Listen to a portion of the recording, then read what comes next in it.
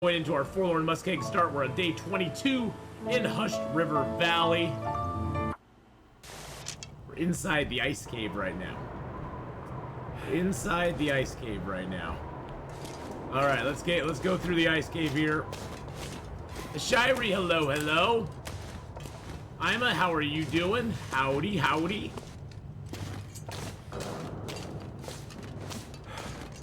Well, we know our smoke signal's on the other side. I'm gonna give you guys night vision because it's really dark in here. I can see without a light, no problem. But you gotta go take a shower. All right. Well, we'll see you when you're all clean and fresh. I can see pretty good in here, but it's kind of dark for everybody else. So.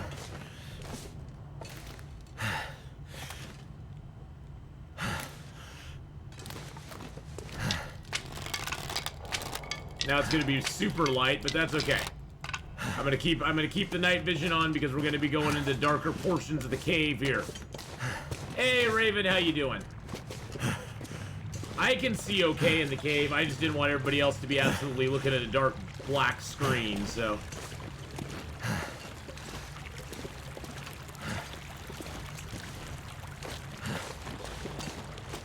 It's very dark in here. The long dark. The short light. It's the short light. See, there's a little bit of light right there.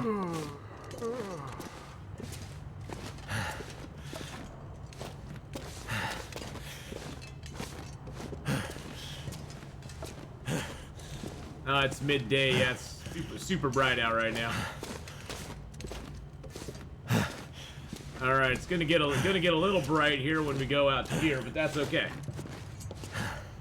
Get a little bright in here, a little blue, and it's gonna be dark again soon. So, well, that's what I'm seeing right there, boys and girls.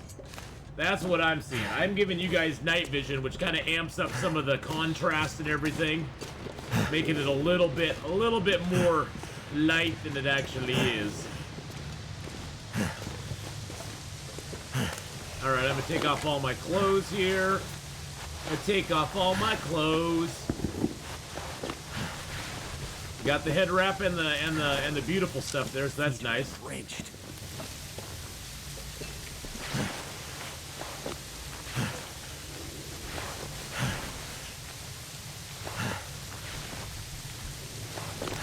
There we go. These caves are pretty dark, but unless it's like dark out, you can actually see. You can actually see pretty good through them. So that's why I didn't bother lighting a torch or anything. Is because I can actually see okay inside of here. I'm gonna break that branch down, get a few more sticks. There we go. Nope, that's not the way I want to go. I want to go this way. We're going back into Hush River itself. Gonna go back into the Hush River. Oh, there's a deer carcass here. Ooh, I think I'm just gonna chill here. I think I'm just gonna chill here and take myself a little stuff and things.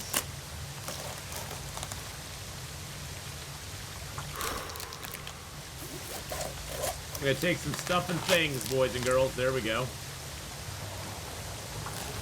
I'm just gonna use my hands because it's not frozen, so why bother using anything but my hands? All right, let's take our clothes off again. You don't want to be wearing your clothing through the waterfall, because if you wear it through the waterfall, then you're gonna get really wet.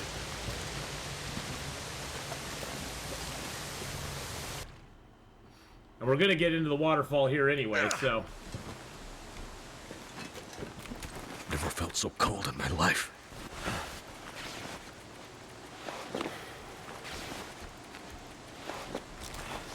That's not gonna help a lot, but. Do I need the cattails right now? I got 60 cattails, I'm doing good. We'll pick up cattails as we come across them, but. Fate. Hey, Nuka Goblin, welcome back. Welcome back. Yeah, we're pretty cold coming out of that waterfall, but that's okay. Probably going to be a wolfy boy down here. So we'll have to contend with him.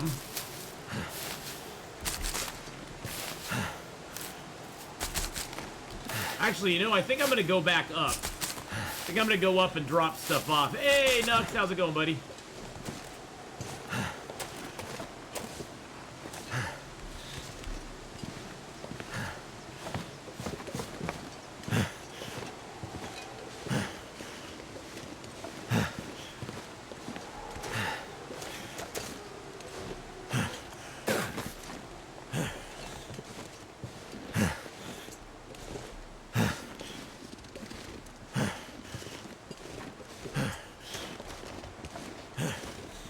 Keep an eye out for the wolfy boys, because I got a lot of stink on me right now.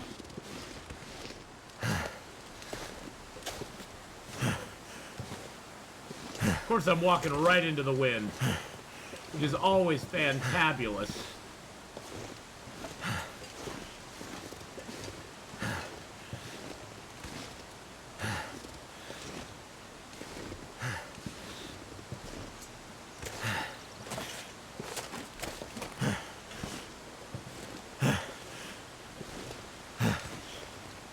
Good Lord, walking into the wind, weighted down, cold, tired.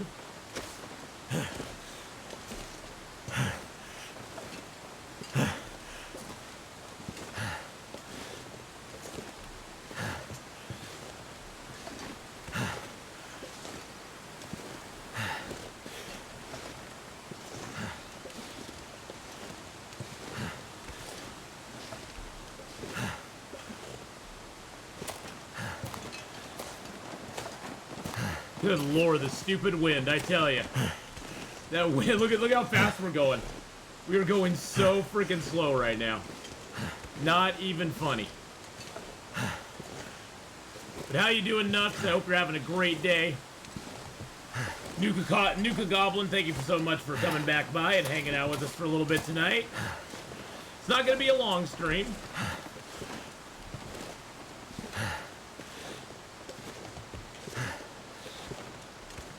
I'm so tired, I could just lay down right here.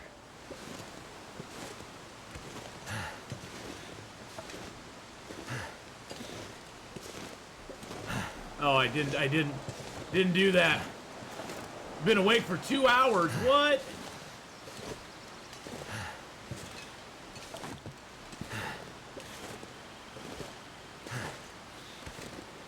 Oh my God, this wind is just so annoying.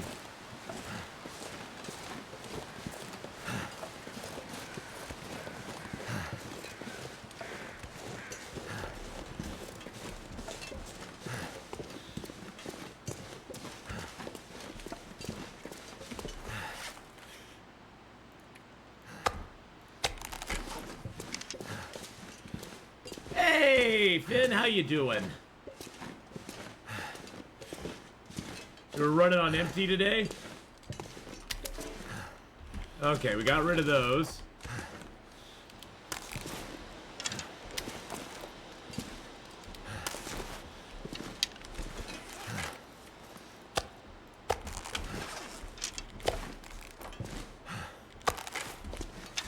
Let's drop the birch over here too. What's our temp in here? +5. Okay, that's not too bad. Let's go out and get a couple pieces of meat to eat, and then we'll drink a little bit. And then we're going to take a little bit of a nap.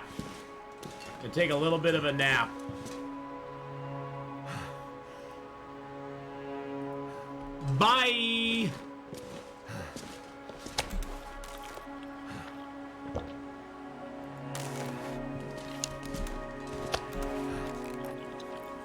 Bye!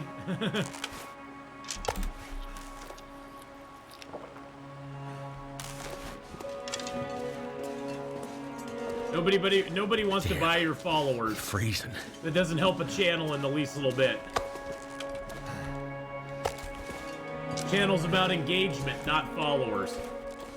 You could have 1 million followers and have nobody in there who's chatting. Hey, Scoutman, thank you for the Twitch Prime sub-a-roo. Just subscribed. Oh my goodness, thank you so much for that Twitch Prime sub. I appreciate that. First time subscriber, giving out a few extra points there. How you doing tonight, Scout? I hope you're having a great day.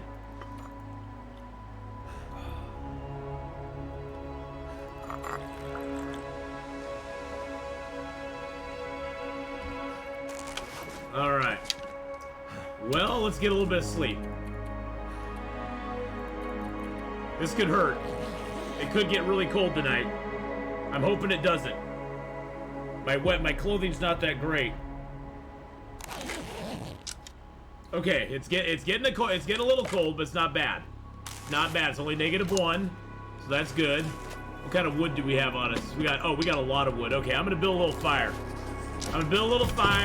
I'm so thirsty I can't think straight. Woo! Country roads take me home for 17 months as well. Well, thank you, Scout Ven, for coming by, dropping that Twitch Prime sub. Thank you, Country Roads, for the 17 beautiful months.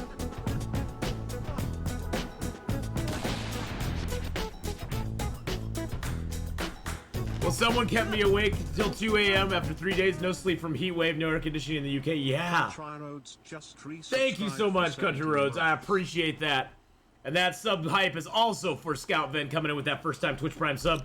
Yeah, you know, that just, it's such a weird thing to think that you guys don't have air conditioning over there, but it's like, I guess, you know, usually the weather's not that bad, so you don't really need the air conditioning. It'd be like, why would you buy air conditioning for like 5 days a year? You know, Country Roads, I'm doing pretty good, my friend. Doing pretty good. We're doing pretty good on this run, too. We got an arrow out there I gotta find, but, you know. Alright. Other than that, you know, what can you do?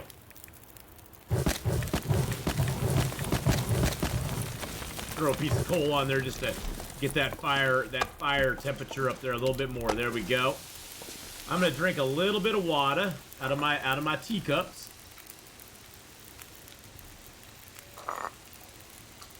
But no, I'm doing pretty darn good, all things considered.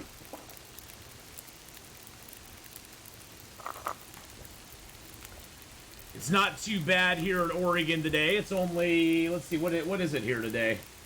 Boop-a-doo. It's not that hot here today. It's only 71 here today, which is nice. Supposed to get up to 80s and 90s and into the hundreds next week here, but right now it's not too horrible. Not too bad at all. Caught the beginning on YouTube. Yeah, it's turned out pretty good. We got our bow now. We got several arrows. We're doing pretty decent on this run. We got about 12, 13 arrows at the moment, I think. Yeah, we got like 12 arrows right now. So we're gonna be trying to hunt the bear and the moose in this zone. So we'll see how that plays out for us. It's a bold strategy, Cotton. See how it works out for him. Nice thing about boiling water is you can get 2 liters of water boiled in 2 hours, and then take it off the fire with time to spare.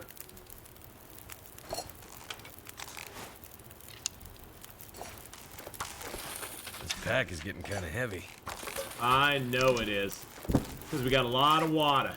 We got a bunch of water now we didn't have before. Hey, we picked up some crackers, some candy bars, good stuff, man. We've got some good stuff going on. Let's see. I need to repair that. Let's see if there's anything I can... Oh, I can prepare some mushrooms. Let's prepare a few mushrooms. We'll make a couple more teas, because why not? We almost have cooking 4 right now. We almost have cooking 4, and we haven't even done a bear or nothing.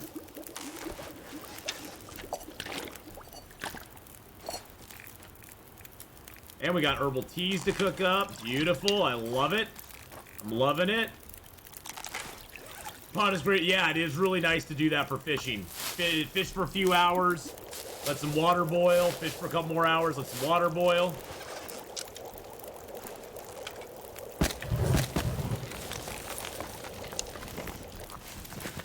I should go out and see where the where my, if my, arrow's out there.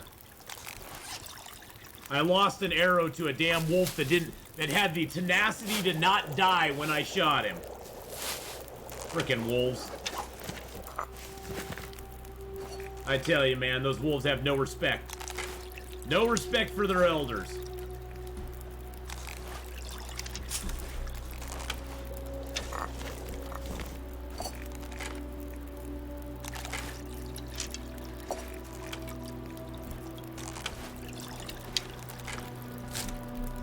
Put that damn bow away, it's bothering me.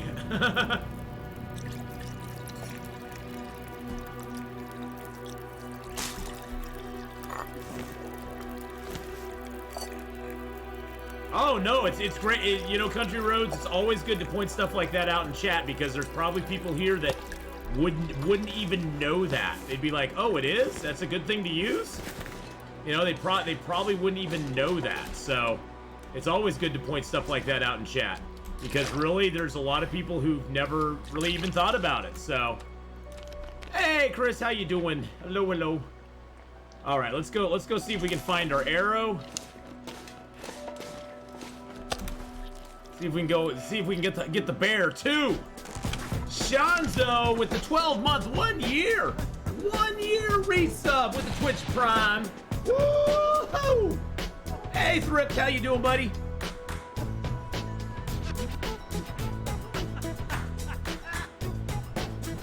Shirey, how are you doing?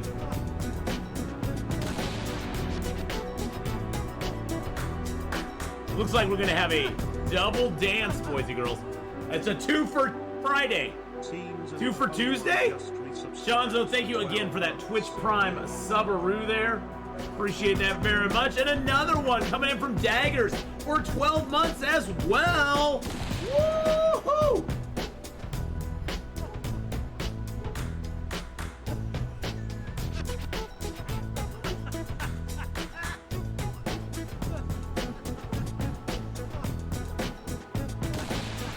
Thanks, Shanzo. Appreciate that very much, my friend.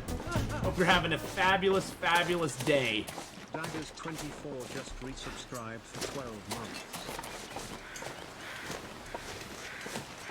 Here are crows over here.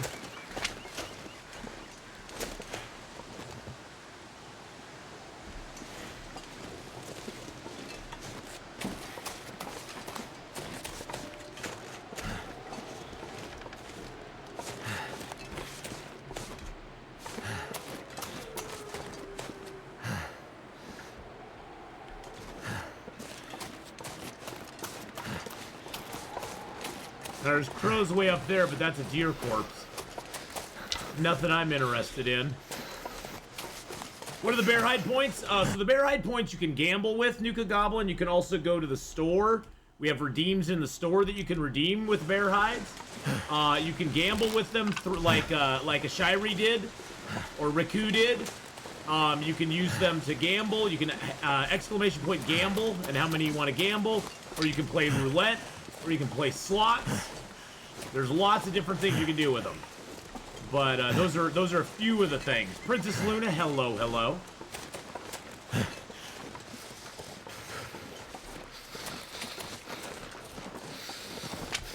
Hello, Mr. Dia.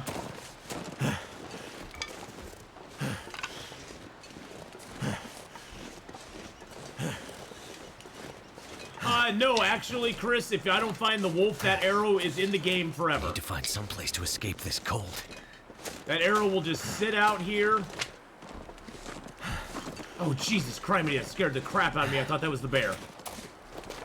The arrow will just sit out here forever. And I've actually had instances, Chris, where I've lost an arrow, and I come back to a place after being gone for like months and months in game, and there's just an arrow sitting on the ground. It's like, oh look, it's a free arrow. So yeah, the arrow is persistent in the game, no matter what. When did the bear have horns? I know.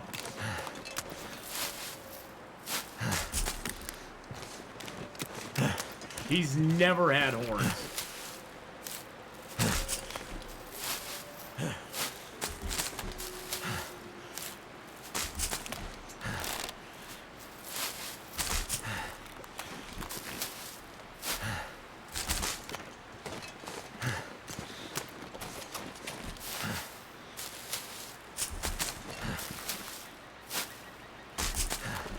I'm not hearing any crows.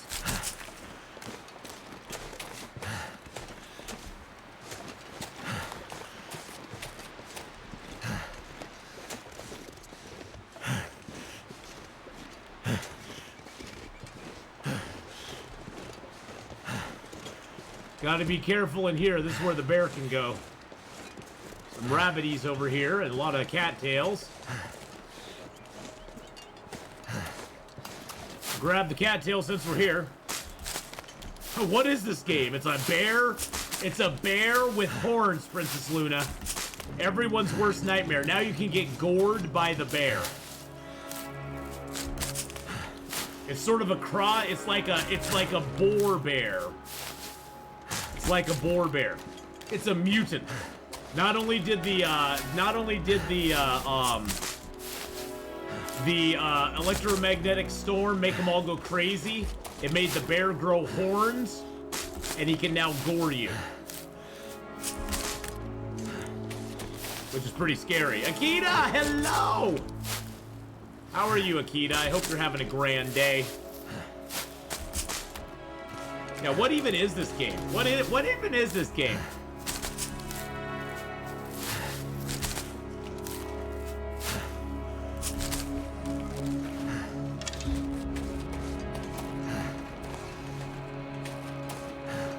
Grab a few rose hips, because why not? Horny bears. No, I already completed Zach's challenge. I already completed that and did that.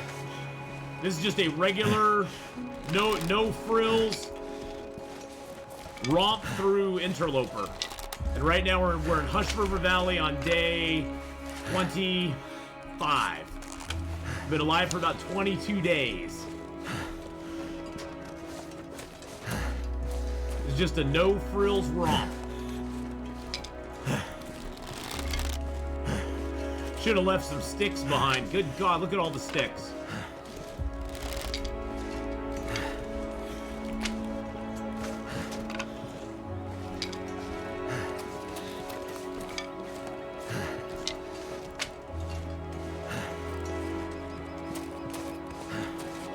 Good God, look at all the sticks. Oh, shoot, now I'm overweight. Gotta watch for Mr. Bear here if he's up.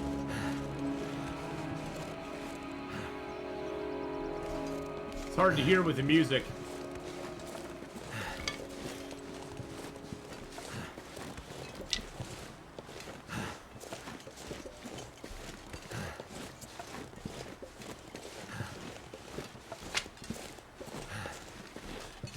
You might freeze to death? Oh, no, we'll be fine. We only have 26% hypothermia.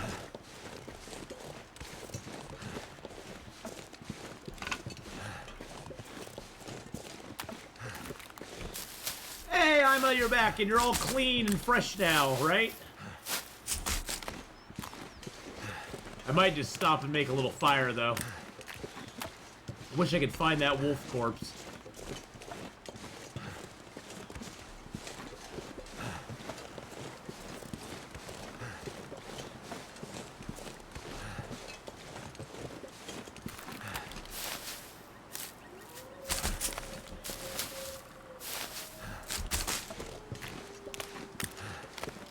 That's too cold. It is very cold.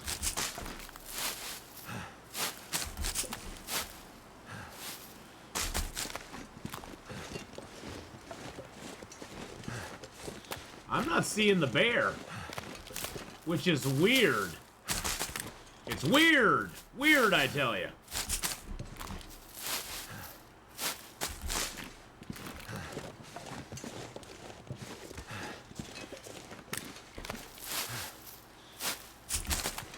Beautiful day out, though. I bet we could get away with a Maglin's fire.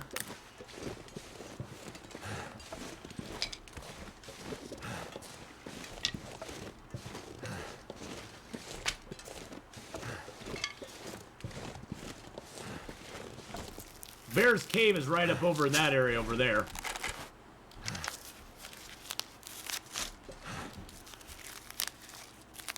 We'll go down to that little, that sort of little half cave there and build a fire real quick. I think we might be able to get a mag lens fire out of this, which would be awesome. I'm trying to hunt the bear, but he's not showing his ugly face. I mean, his beautiful face. He's not showing up for us. He's like, nope.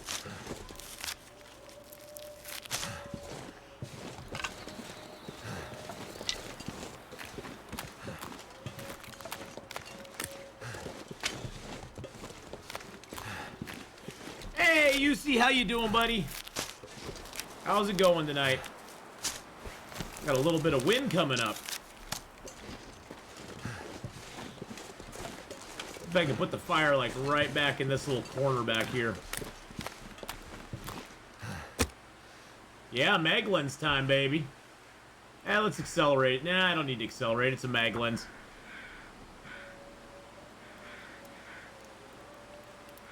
You found a girlfriend. Nice. Well, congratulations. That can be a great joy and a great pain at the same time.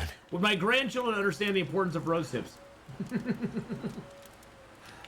I don't know if they would, Shanzo. I don't know if they would. I don't know if they could understand the importance of rose hips.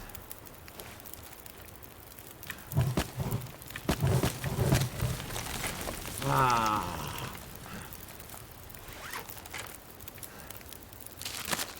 We'll eat a little bag of chips because it's tasty. Little candy bar. Oh wow, we have 108 cattails. Let's keep 100. Let's just keep 100. It's not that much. It's only 15,000 calories. 100 cattails. That's 15,000 calories. Holy crap.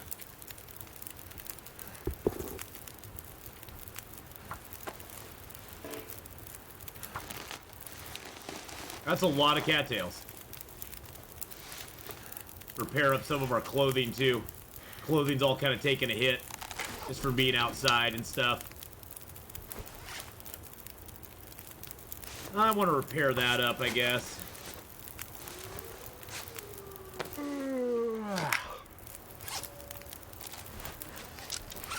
That sewing kit break? Yeah, it did. Just drop it there.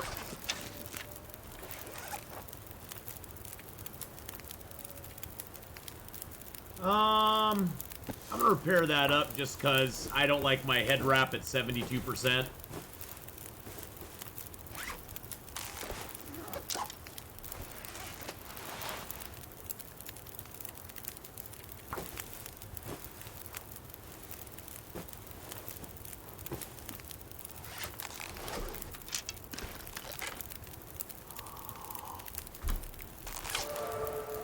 What did I just get? Oh, I got mending too. Nice. I'm gonna heat up a birch bark tea real quick. Just to get a little warm-up bonus.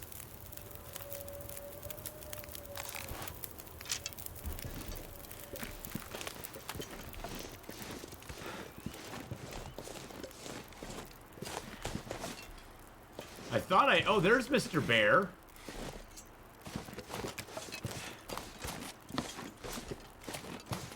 There he is.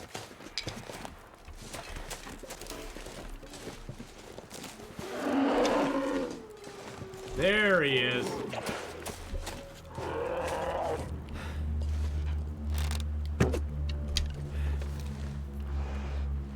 Shoot, I missed him.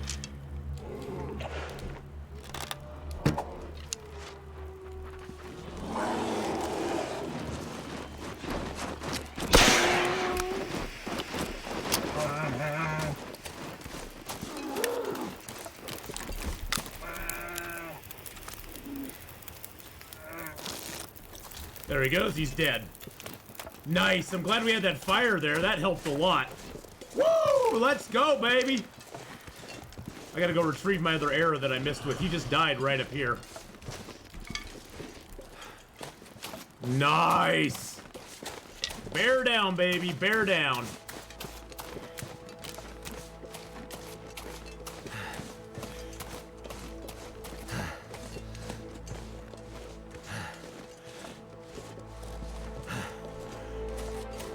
I overshot on my first arrow. Hoping I can find it out here.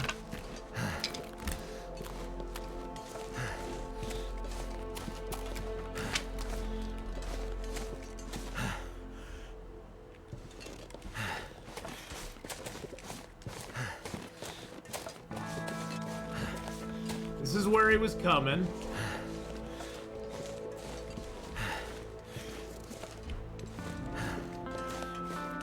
There it is. There it is. I'm on day 25. Day 25. Well, we just got a bear. We just got a bear, cool. We just took down a bear. So we're doing good. We're doing good. I mean, I'm not gonna eat any of them, but we just took them down. We had to use the little, you know, the bow, then switch to the flare gun and shoot him in the face, but it did the trick. I need to find a place Exactly. to rest. Little bear highs going across for everybody. Little Athee bears. Little Athee bears. I'm almost wondering. God, we have good weather right now. I'm almost wondering. I'm thinking. God, I'm so tired though. Ugh, it's tough. I could head back to my cave. I wanna actually get eyes on Mr. Bear though.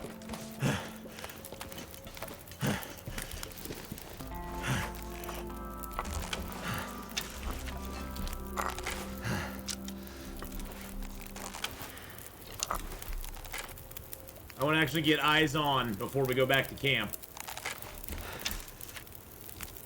It's starting to weigh me down. I'm gonna make a decision. I have to make a decision whether I carcass harvest him now or later. And I'm thinking if he's in a decent spot, the weather's good enough right now. I could do the carcass harvest and get him done. Yeah, he went right up this hill and died. I heard him die, so I heard him go flump. It all depends where he's at, because right now we got decent temperatures, so even if I can't build a fire by him, at least I could carcass harvest him.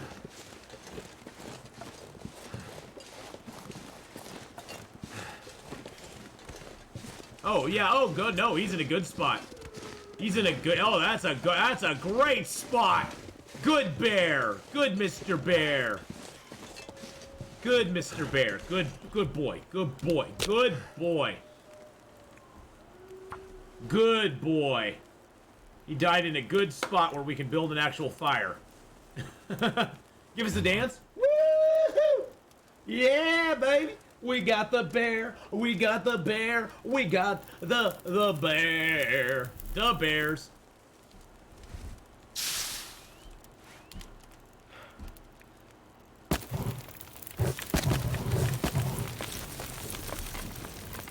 I might as well do it. I got my arrow back. Stop me.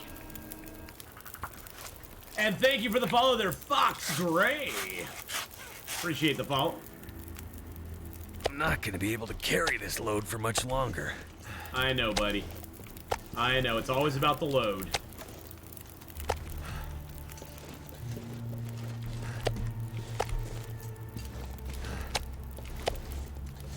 I'm gonna have to come back and get these later on. I can barely walk with this much gear.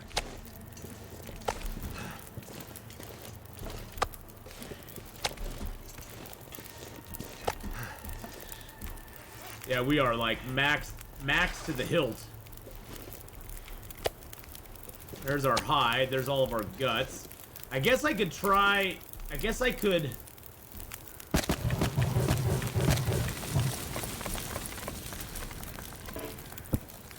It's annoying. I don't have any. I don't have any coffees. Usually I take a coffee and just kind of push through, but. It's getting dark out here. Oh crap! Now we have Time to look for shelter.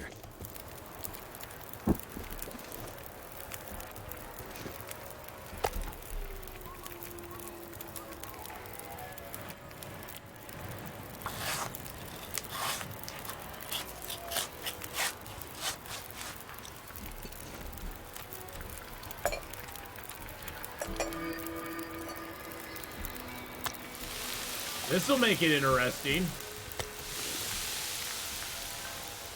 Well, at least with an Aurora. I'm gonna get my bow out just in case.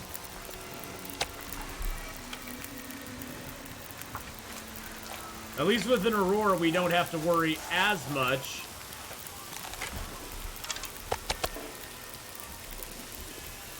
Feels like something is sapping my energy. Yeah, something is, buddy. Called being tired.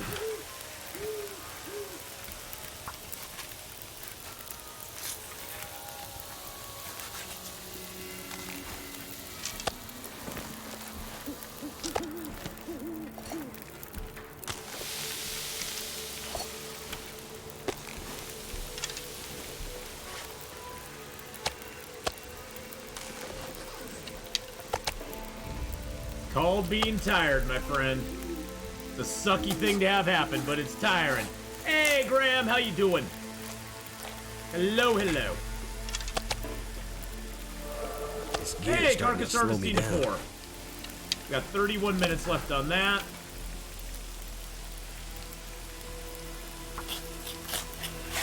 Harvest that up. I'm getting kind of hungry and thirsty too, so I'll have to get that going on.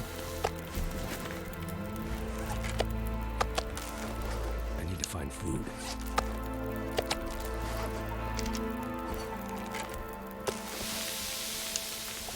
And water. Don't forget about water, buddy. I think 104 cattails will get us some food. I think we'll be okay. Now, the important thing to do if you're doing this sort of thing that I'm doing right now, make sure you're crouching the whole time. When you crouch, your radius goes down a whole lot. And animals have a lot harder time sensing you and smelling you. They'll still do it. But they have a lot harder time finding out where you're at. Eggy Jr. is still alive and well. I haven't played him for a while. I kind of got bored of him. We were on like 350 some days with him. And you just kind of run out of stuff to do. It gets to be boring kind of streaming that kind of character after a while. Because there's just not much to do with them. There's just not a lot to do with them, to be honest. They become a little bit on the boring side. Marty Carla, how you doing? Or Mary Carla, not Marty Carla. Mary Carla, how you doing? Sorry, my bad eyes did not pick up on that very well. Got 32 minutes left. I'm just gonna do the whole thing.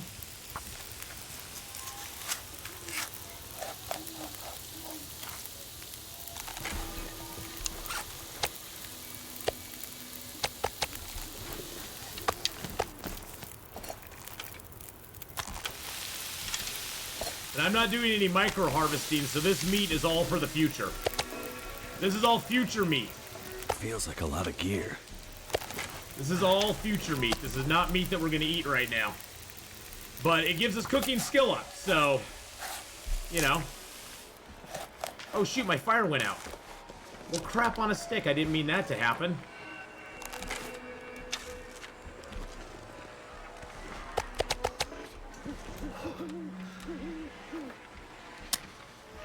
I did not mean that to happen at all.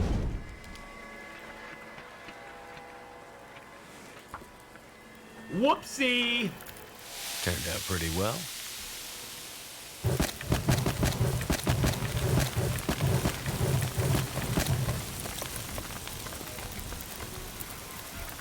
So do those reset? Oh, they still got 20 minutes. Okay. I need to drop something.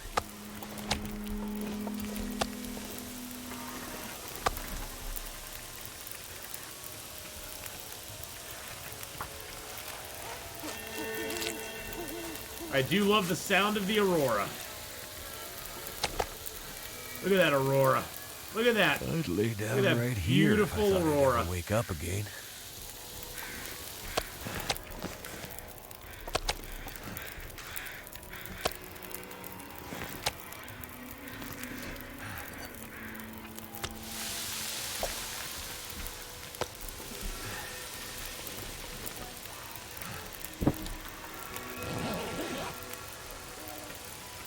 We'll sleep for an hour and hope our fire doesn't get blown out. Sounds like the Aurora ended.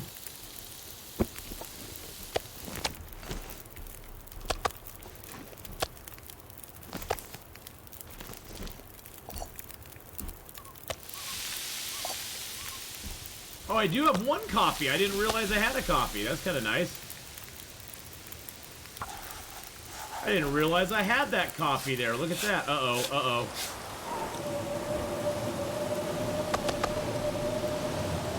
Well, that changes things a little bit.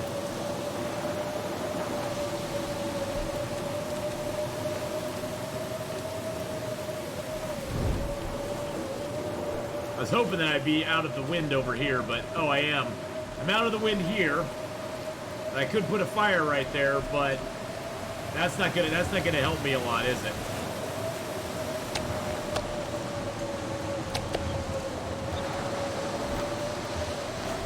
Too much stuff to carry. Yeah, we're ditching. We're gonna ditch, boys and girls. Ooh, there's a stick.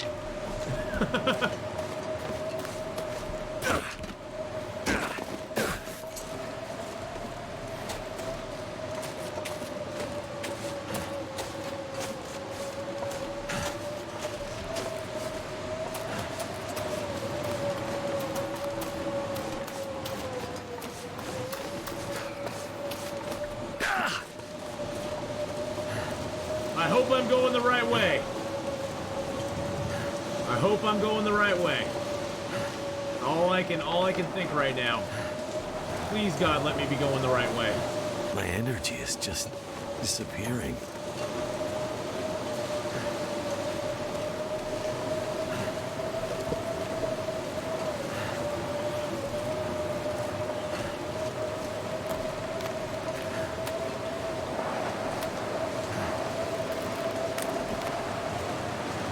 It is so easy to get lost in a storm. Cold to think.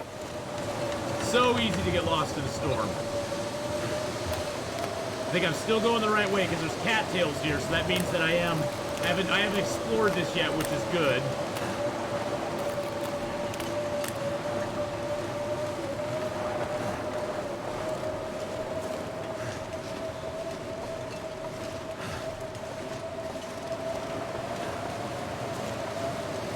Now, hopefully this lake has a big tree on it.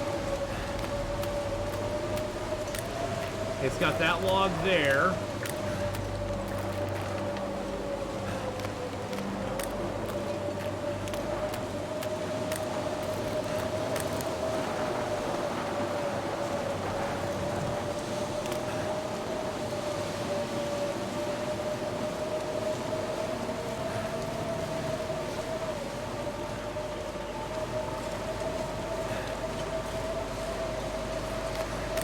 Not looking good, boys and girls. We might just have to find a place to ditch.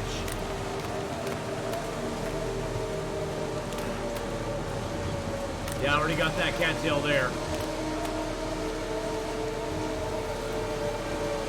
Oh, I'm not gonna give up yet. I'm gonna keep going in a straight line here. I am gonna drink my coffee just to get myself a little energy.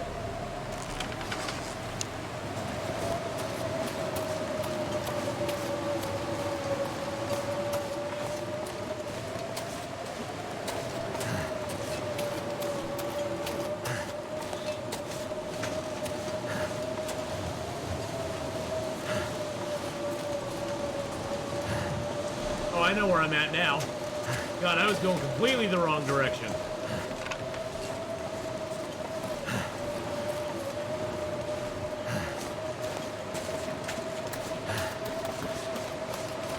Need to go about this direction right here. I'm just going to kind of go in a straight line.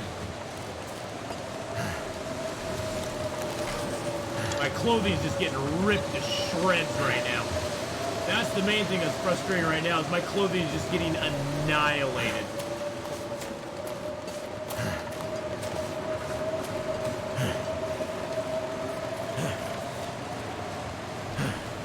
Getting annihilated. Holy crap.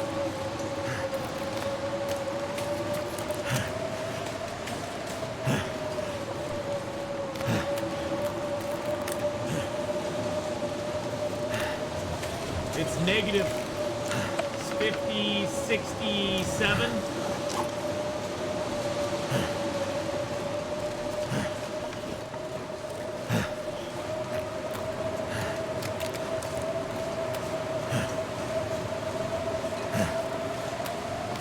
See, I think I'm going backwards now.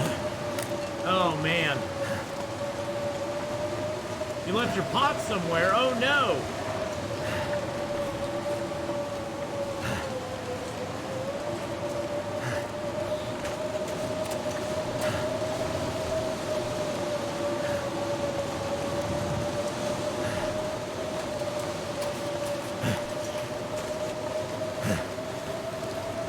Gonna follow this wall around.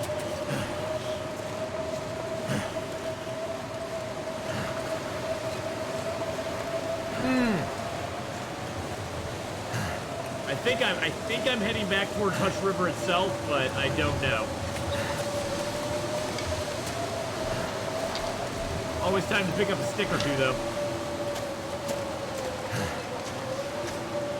Woo, baby.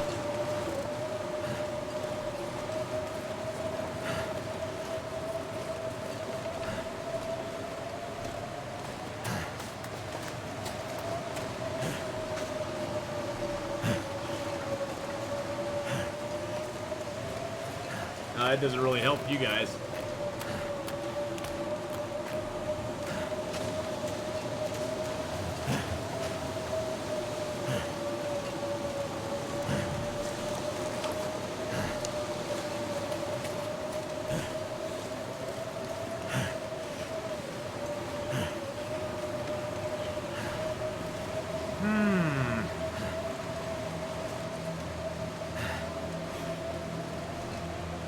Never give up.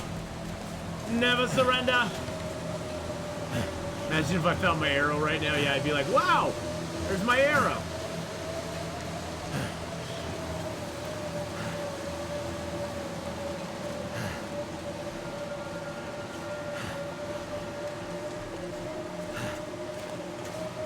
I'm feeling so drained.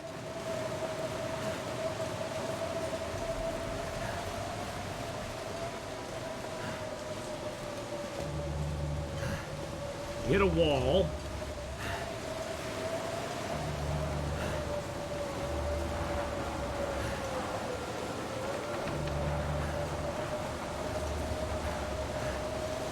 Wow.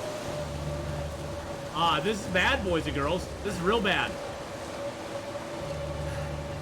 I have not seen a blizzard on this scale in a long time. Well, we're just going to stick with our strategy. Move forward. No deviation. Follow the wall. We'll run into something eventually.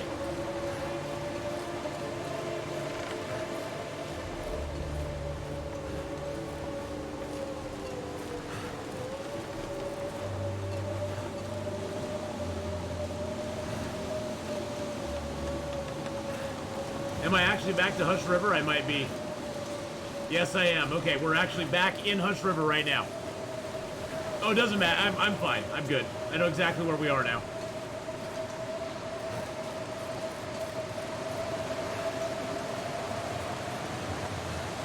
We got the waterfall right over here.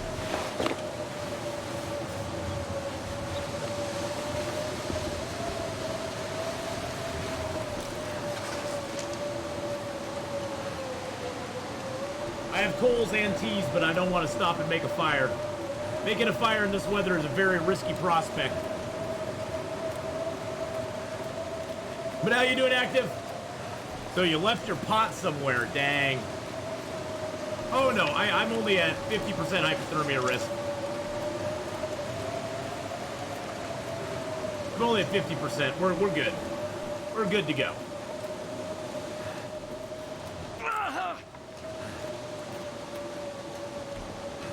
There we go. Cold. Oh, that's not going to help very much, is it?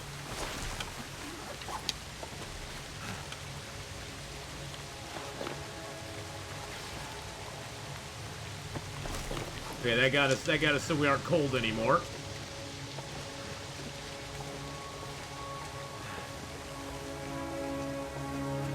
Woo, baby, we made it. Now I can just go over here and lay down for the night. Holy crap, that was scary. That was some scary, scary stuff. We drink one of those teas. Drink a birch bark tea. Wow. Well, you know, Nuka Goblin, my strategy in a blizzard, and I'll tell you this, is if you get in a blizzard and you don't have an idea where you're going, just pick a direction and go. You're gonna eventually run into something. Something hopefully you recognize. And once you do, you can go, okay, I sort of know where I am now. I know I need to go in this direction. So when I hit that little area that was going down, I knew I was going the wrong way. So I was able to 180, turn around, and go the other direction. Well, you know, it actually can work in Pleasant Valley too. There is a lot more stuff in Pleasant Valley than people give it credit for. It doesn't work as well in Pleasant Valley, I'll give you that, but it does still work in Pleasant Valley too. So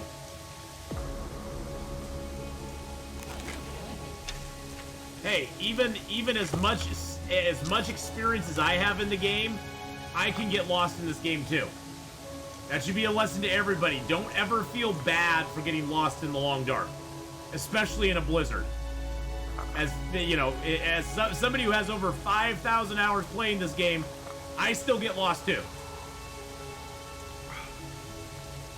Sometimes there is nothing that helps you with that. Okay, all my stuff is done. Well, hi dear girlfriend. Hello, hello. I'm gonna take off all my clothes. Oh, I didn't put the bear hide down or anything. Gosh dang it. Wait. I'm so cold. I'm warming up again. Alright. Yeah, it can happen to anybody at any time, and that is part of the fun. That is part of the fun. Is that doesn't matter. Your ability to get lost is the same for everybody in the game.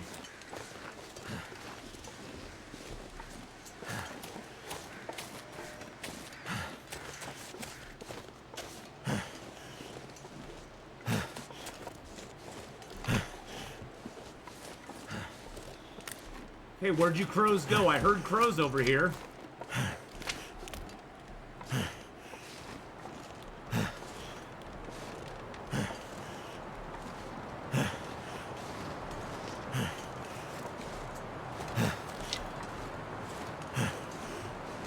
I was hoping it was maybe that damn wolf with my arrow.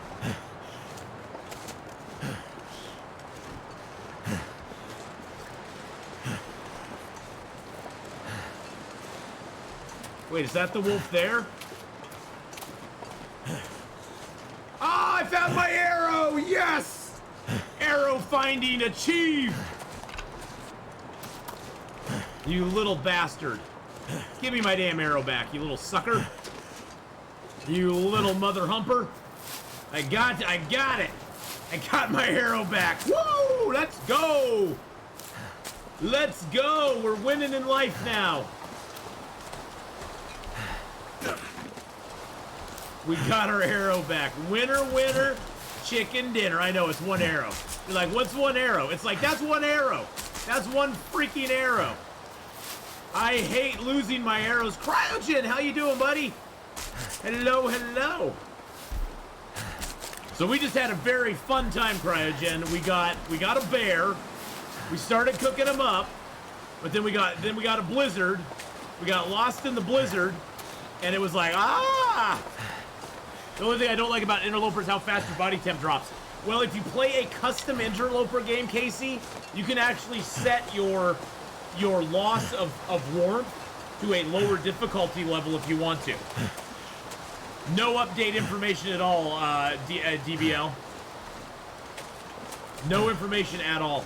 But yes, if you go to custom, pick Interloper, you can scroll down and you can find temperature loss, and you can set it at a lower difficulty level than what it actually is in a standard Interloper game, which can help you out a whole lot. Country Roads just gifted out their 13th gift sub in the channel. Woo! Yes, we found the wolf from yesterday. We found the arrow from yesterday. Believe me, there was much rejoicing.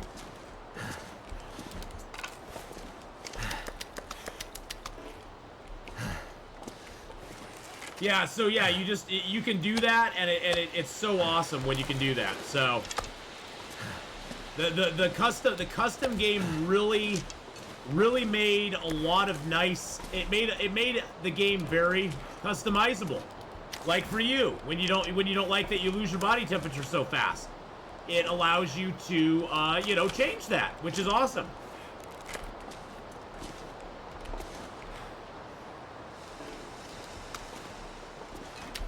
I still have bear meat out on the ground over there too. It's pretty far away, but I think I'm gonna shuttle all the bear meat over here. I wonder where my cooking skill's at right now. Let's see where our cooking skill is. Oh, we're into 4. We're already in 4. We're on our way to 5, baby. Yee-hoo! So all that bear meat will be available for us. Do you have a link for it, DBL? Because I'll give you permission to post a link to the Facebook thing. Oh wait, yeah, there we go. So yeah, if you post it in the next 60 seconds, you won't be timed out. So yeah, if you want to post that link for your Facebook page up there, that would be totally fine, my friend. Totally fine. Post away, buddy. Post away. All right, we're gonna drop some wood here.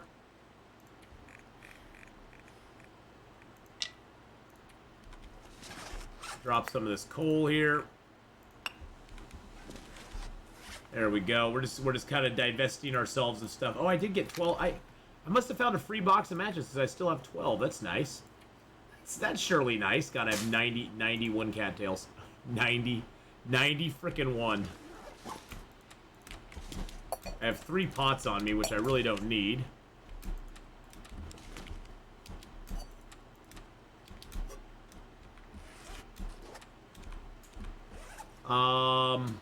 Drop the hacksaw here. Oh, shoot, I didn't mean drop my knife.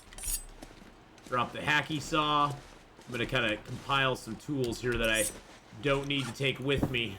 Drop my bedroll. Drop that.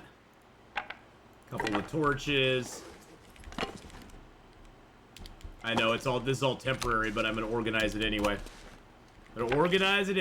So 130 days in Stalker, it's too easy. Well, then it's time to either step up to Interloper or do a Interloper custom game. Do a custom Interloper.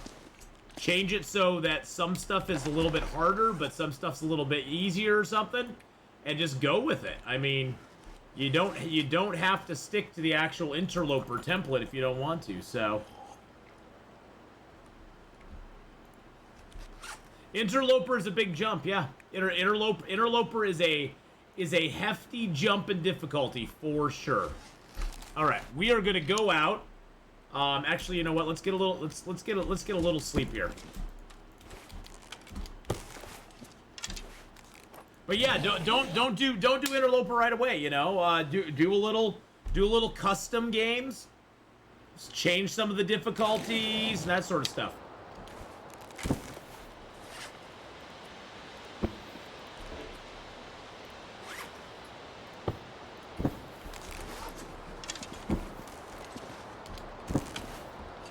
Alright, let's go see if we can find where our bear is.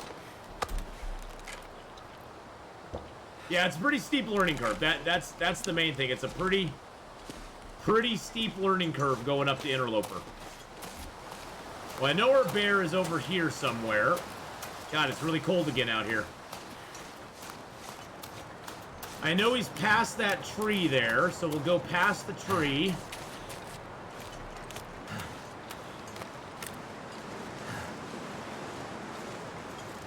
Something I've noticed is with Interloper for me, as I'm a starter in Interloper, I've survived for 4 days. It gets grueling because it feels like the days are so slow.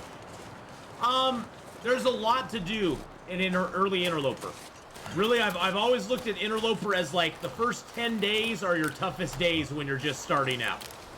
Getting past that first 10-day mark is a big goal. And then getting to the 30-day mark is another big goal. Getting to 50 days after that is another big goal. And then getting to the 100-day mark, that's sort of your last, like, okay, I've kind of got this down now. I'm kind of figuring it out.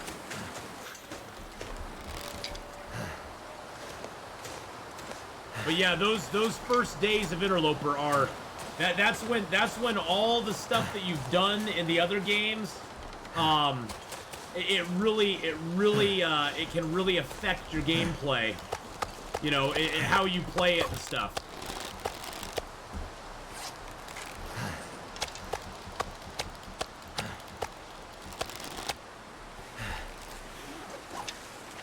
Bad navigation, yeah. And that's the only thing. Okay, yeah. No, don't worry about it. Don't worry about it, DB. Something's gotta go. I'll give it to you right now. There you go. You'll see it in chat. Feel free to post it up there, my friend. There we go. Go check out that Facebook page. I'm gonna actually click on it and make sure I'm. Oh, am I even logged into Facebook? Die if I don't warm up soon. Can I join it? Am I? Yeah, I'm logged in. Join group. There we go. I just did it. I joined a group right there, my friend.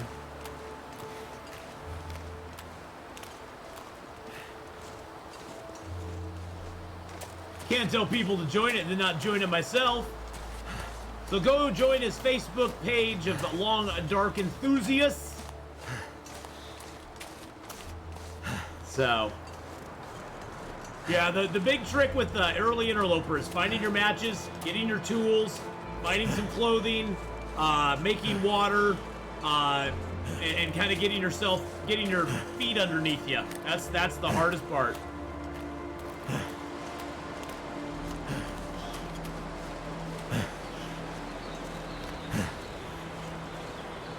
So what do you do while everything is curing once you've gotten set up? Well, the way I play anymore, Tristan, I actually try to get things ready to cure and at the Carter Hydro Dam before I make my first forge run. Because then by the time I get back, it's all done. Woo! Blake John with a 30-month Twitch Prime Read. Sub.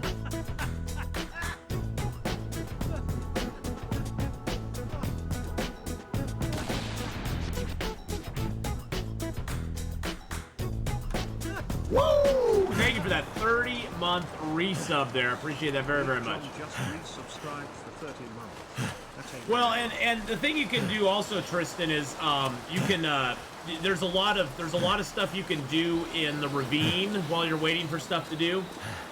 While you're waiting for stuff to get done.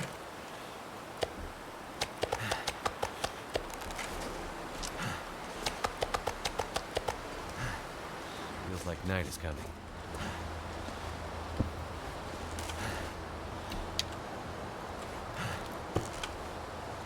You can go into the ravine and harvest a bunch of deer, kill some rabbits, go to the basin and get your flare gun.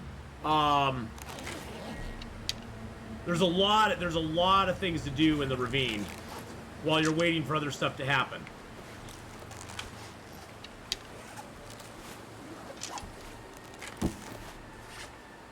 All right, let's drop the bedroll again. If you're gonna drop the bedroll, do not leave it like down, because there's a glitch in the game. If your bedroll is down, like actually out, and you get attacked out in the wild, it can get ruined. If you leave your bedroll, just leave it rolled up, because then it won't get ruined if you get attacked. It's a weird mechanic, but it sucks when it happens. What's an animal I want to see in the game? Well, you know, I've always been a big proponent of more trappable animals other than rabbits. Maybe like badgers, beavers, that sort of stuff, where you could actually make trapping awesome, and actually you'd have to find like little beaver dams and set your traps nearby them. And you could never actually hunt those animals, you could only trap them. and then be able to make stuff into them, make stuff out of them. I've always thought that would be really cool.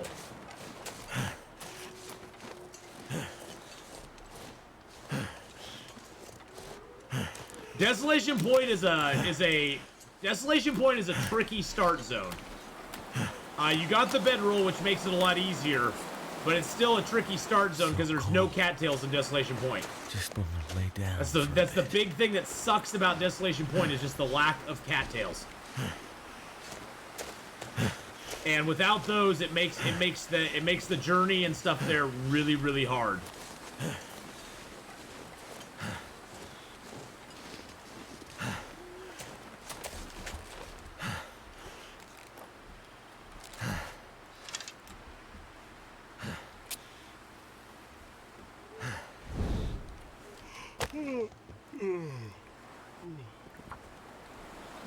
It makes the journey out of Desolation really tough because you got to get through Crumbling Highway, you got to get into Coastal Highway.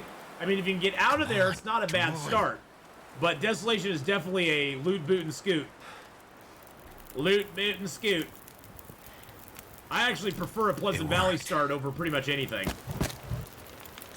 Pleasant Valley start's probably one of my favorite starts in the game, to be honest.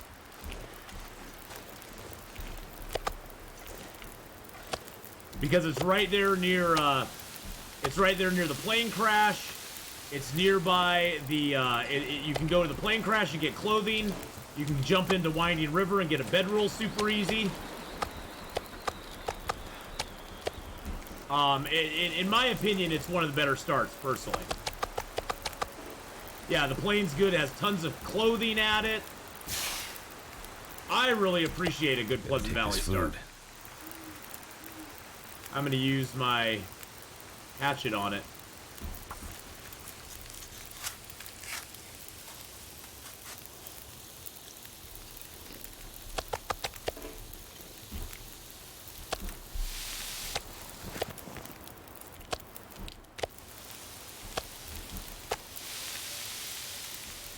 Ash Canyon's a tough start.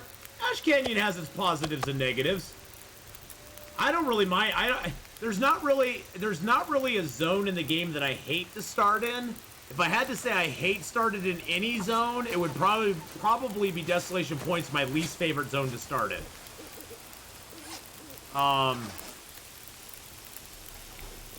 It's probably my least favorite.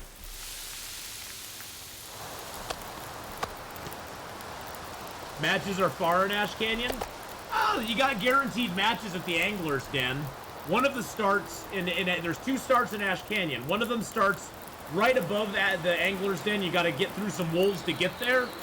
But the other starts where you climb a rope, go across an area with no wolves at all, and then just make your way down to the Angler's Den, and then you have matches, and it's usually like 2 boxes of matches in there. So I personally don't find it to be that horrible of a start myself. But that's just me, you know, that's just personal taste. I have a couple videos up on YouTube of starting in Ash Canyon and how to make it work for you. So, and they actually work, and it's actually not that bad.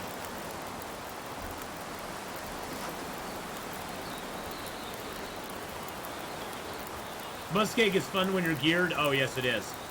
But yeah, you got to get to the matches in that zone, and that can be a trial.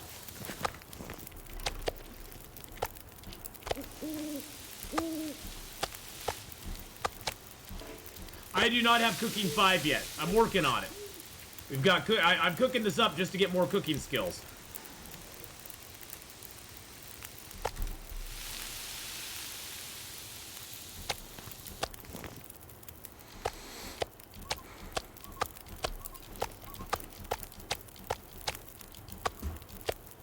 Alright, we're a good weight. Let's grab some torches. We'll torch walk it just so we can, especially since there's no wind right now.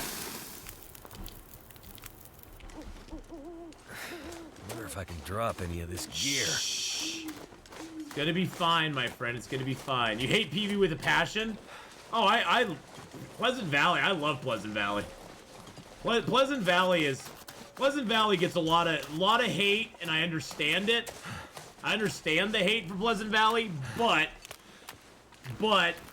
you know, I don't find Pleasant Valley to be that bad. Usually if I spawn in Pleasant Valley, it's usually up near Skeeter's Ridge. So I hit the plane crash, maybe go to the Mystic River picnic area and see if there's a bedroll there, because there are bedroll spawns there sometimes. And then I go down to the Draft Dodgers cabin, go over to the barn, or go over to the farmhouse, the barn, maybe hit the crossroads, usually not though, and then go up to the Signal Hill and out into Winding River. And that usually takes a couple of days at most. Now, if you're playing No One Gets Out Alive, yes, Pleasant Valley is the worst. I think I need to lay down. There's a wolfie there.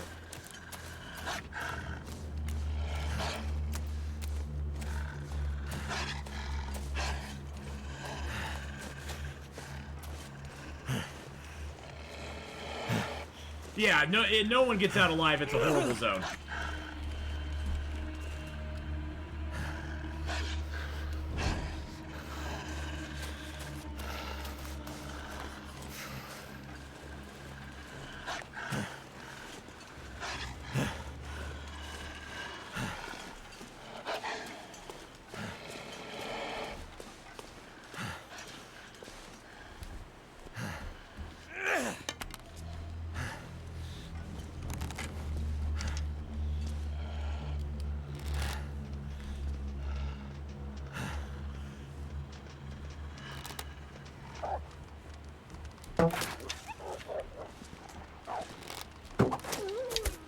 Stay down, you damn dog.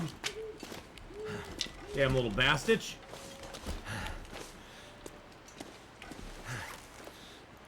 Alright, well, we took care of him.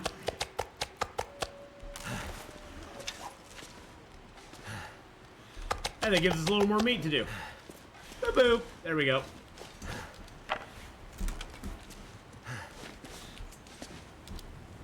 Might as well not waste a torch. Woo! Let's go, baby! That's a funny sound of the bow. Boink, boink. Hi, Miss Ganella. How you doing? PV is good on Interloper lower because it's manageable. Yeah, no one gets out alive. It's super bad. Athena, will you stay here for a long time? Well, no, I'm going to be moving after I cook up this bear. I'm going to be moving after I cook the bear up. Woof! PV has great start. It's a great start, ton of gear. Yeah, I mean, it's that's the thing is I look at Pleasant Valley. Pleasant Valley is a bad zone overall as far as, like, trying to live outside for a long time. It sucks. But if you can manage the suck, Pleasant Valley is actually really super nice. As far as, like, living, you know, being able to get a ton of gear early in the game. You get your matches. You get a whole bunch of good stuff in Pleasant Valley. And if you manage it, you can really, really, really get your succeed there very well.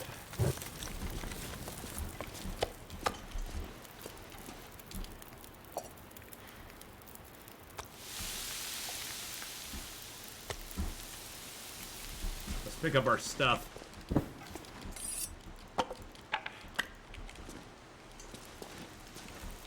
But how you doing? You shot your first bear in Pleasant Valley? Nice. Sleep for an hour.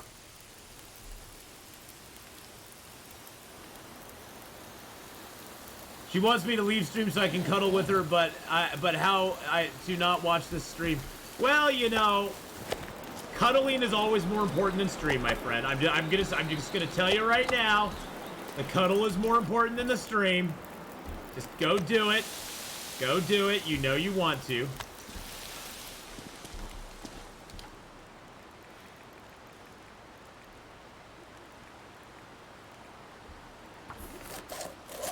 Do it. Hey, look at that. We got some more meat to cook now. More meat we can't eat. Woo! Let's go, baby.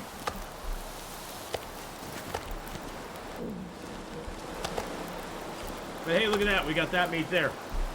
And the pelt glitched through the kitchen. No way.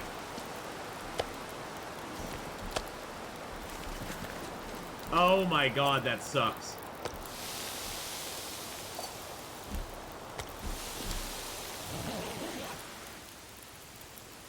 That sucks, Miss Candela. Yeah, and that's the thing too, is you got to remember in early game, the weather's not as bad as it gets late game. So early game, Pleasant Valley is not as like, it's not as dynamic as it gets late game. In late game Pleasant Valley, the weather like turns on a freaking dime. It's like 1 second it's nice and sunshiny, the next second you got your full-blown blizzard. So that's one thing too, is that late game Pleasant Valley drastically changes from the early game experience that you're gonna have. So, something to keep in mind. Oh no! Cuddling's always better than stream, my friend. Come on. You gotta have your priorities straight there, buddy. Cuddling is always more important than stream. I lost a bear hide in Hibernia right by the door. It glitched through the floor. I could see it. I could see the hide, but I couldn't get to the hide.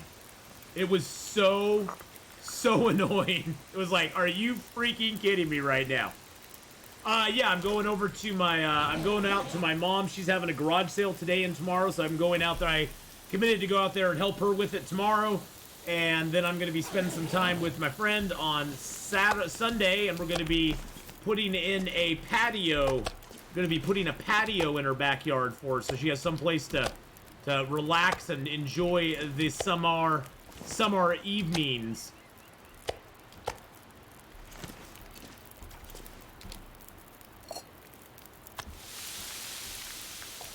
Hey, Marius, how you doing? Hello. Oh, actually, I'm gonna drink an herbal tea. Well, it's good to have you here, Marius. I hope you're having a good afternoon, evening. Yeah, it's a lot of work, Miss Candela. I feel my age every time we work out in her yard. The next day, I'm like, oh God, I have joints that I didn't even know could hurt that bad.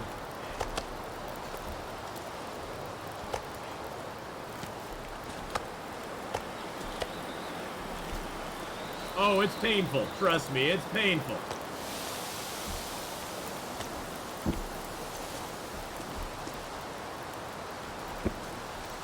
It's 1 a.m. there. Oh my gosh, go get some sleep. Go get some sleep, my friend. Gardening is a humbling activity. Yes, it is. Gardening and landscaping, Mary, is a very humbling activity. You are reminded of your age constantly when you do it, so... I am not going to have enough fire to do this whole thing.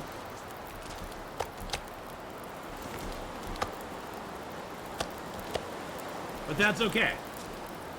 We got a lot of it done.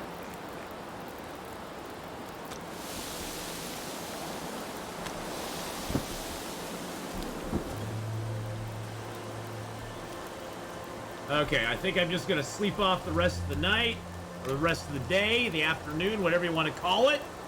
Just wanted to say hi to you in your chat. Have a good stream. All right. Have a great one, Marius. Thank you so much for coming by and hanging out. Good night. Good night. Good night.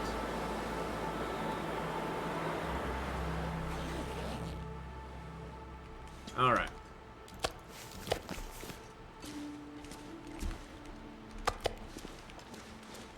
All right. Weather's not too bad. Let's grab our last couple pieces of coal. Some of our sticks. We'll leave some sticks here. How many sticks do I have on me? I'll pick up more. Look at all these nice hides we got going on. Yeah, baby. That's what we're talking about. Hides and guts. Hides and guts. And a birch.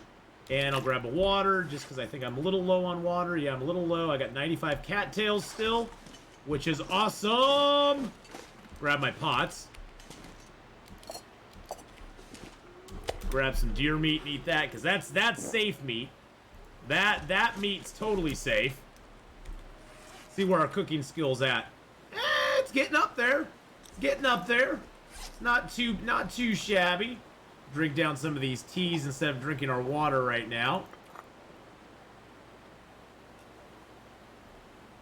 I don't know why I have this 0.7.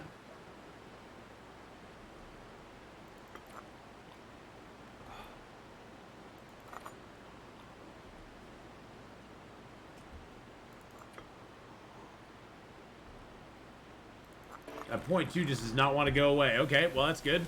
All right, let's snows out, bows out. We found our arrow, boys and girls. We found our arrow. Heck to the yeah. We got our arrows back. We got the bear down. It's time to go face Sketchy Wolf. Come here, Sketchy Wolf. Mama owe me dry spares for a month's worth. Patio friend owes me tons back pain labor. Wait a second.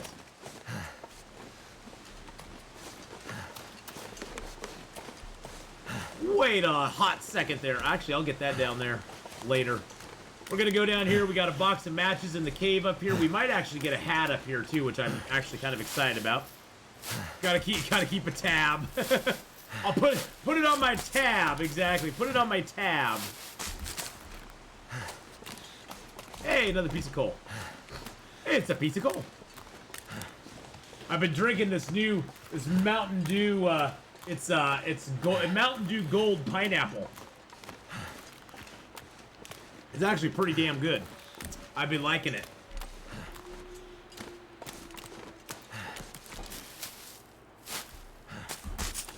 Well, she's helped me out so much too, Miss Candela. She helped me get my whole place kind of decluttered and cleaned and kind of all taken care of. It's actually yellow, but it doesn't show up because it's like a really bright yellow. So it's actually yellow, but for some reason it doesn't. My green screen doesn't like it. My green screen says no. A little piece of coal. Nice, nice. A few more cattails here for us, and the cave is right over there. Now, if you spawn in Hush River, boys and girls, you're going to spawn in one of two spots. You're either going to spawn all the way back at the beginning of Hush River, or you're going to spawn up above Hush River, sort of in that general direction. In either spot, what your goal is to get down here into Hush River and make your way down to this cave. Because inside this cave, you'll find a box of matches, and that's always there. That's your beginning, like your beginning matches for this zone. Is there any more coal back here? Oh yeah. Oh yeah, oh yeah. Oh yeah, baby. Oh, I missed a piece out here too. Nice. Nice. I got an extra pair of gloves now. Are they better than the ones I have? No, they are not. So that's the cave you want to go to in the beginning of the game. That's where you want to go. Splayed Crow! Holy crap, Splayed Crow with 5 gifted subs going out to Guntech, Uneaten Sandwiches, late 5555. Just gifted 5 subs. My Higher and Asuratan Zur.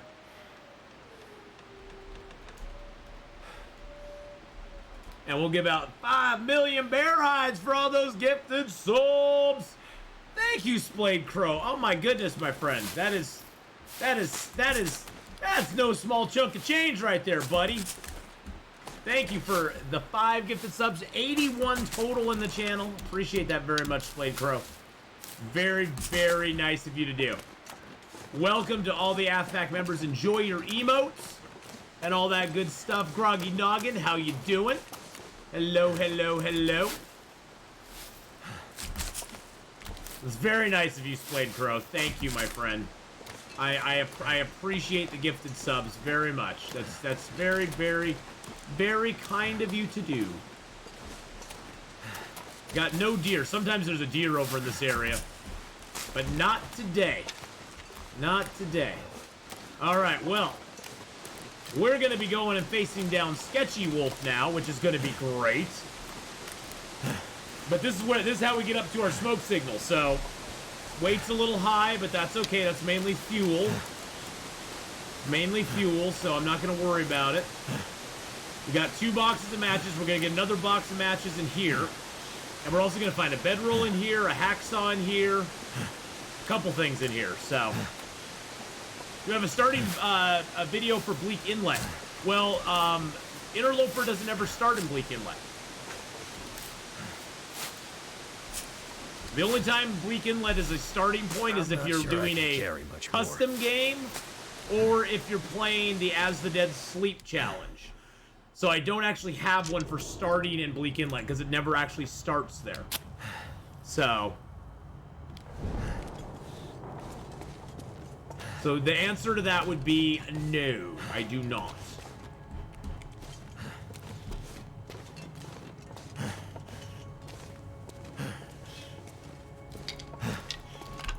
Now, in Stalker, Pilgrim, and Voyager, it can be a starting point. But yeah, Bleak Inlet, you'd have to do a custom Interloper game to actually start there. And I've never wanted to. I have never wanted to do that. I don't know why. Maybe because I hate Bleak Inlet. Oh, there's a body over there. Nice! Yes! We got a body! And he's got a Primar by him. And some top. Really?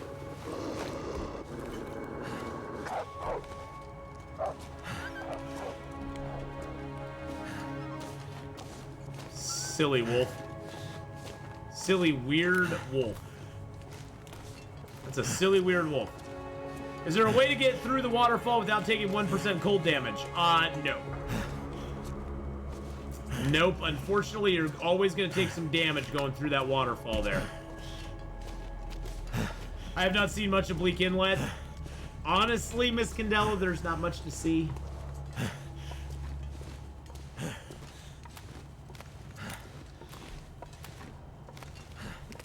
Honestly, there's not a lot to see. Alright, here's the stash. There's our matches. We got a book, hacksaw, bedroll, another book, some soup. Ooh, some sardines. 91% sardines. Well, we're eating that right now. We're eating that right now.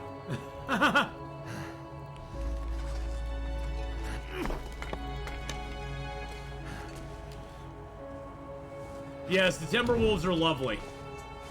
Not.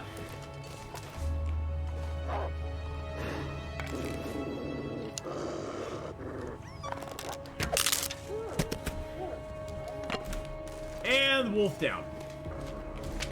Bye! Bye to Sketchy Wolf. Okay, Sketchy Wolf's down. Sketchy Wolf is done. Damn Sketchy Wolf. I didn't want to deal with him anyway. Now we don't have to deal with him. Tee-hee. Yeah, the Timberwolves are just a pain in the butt.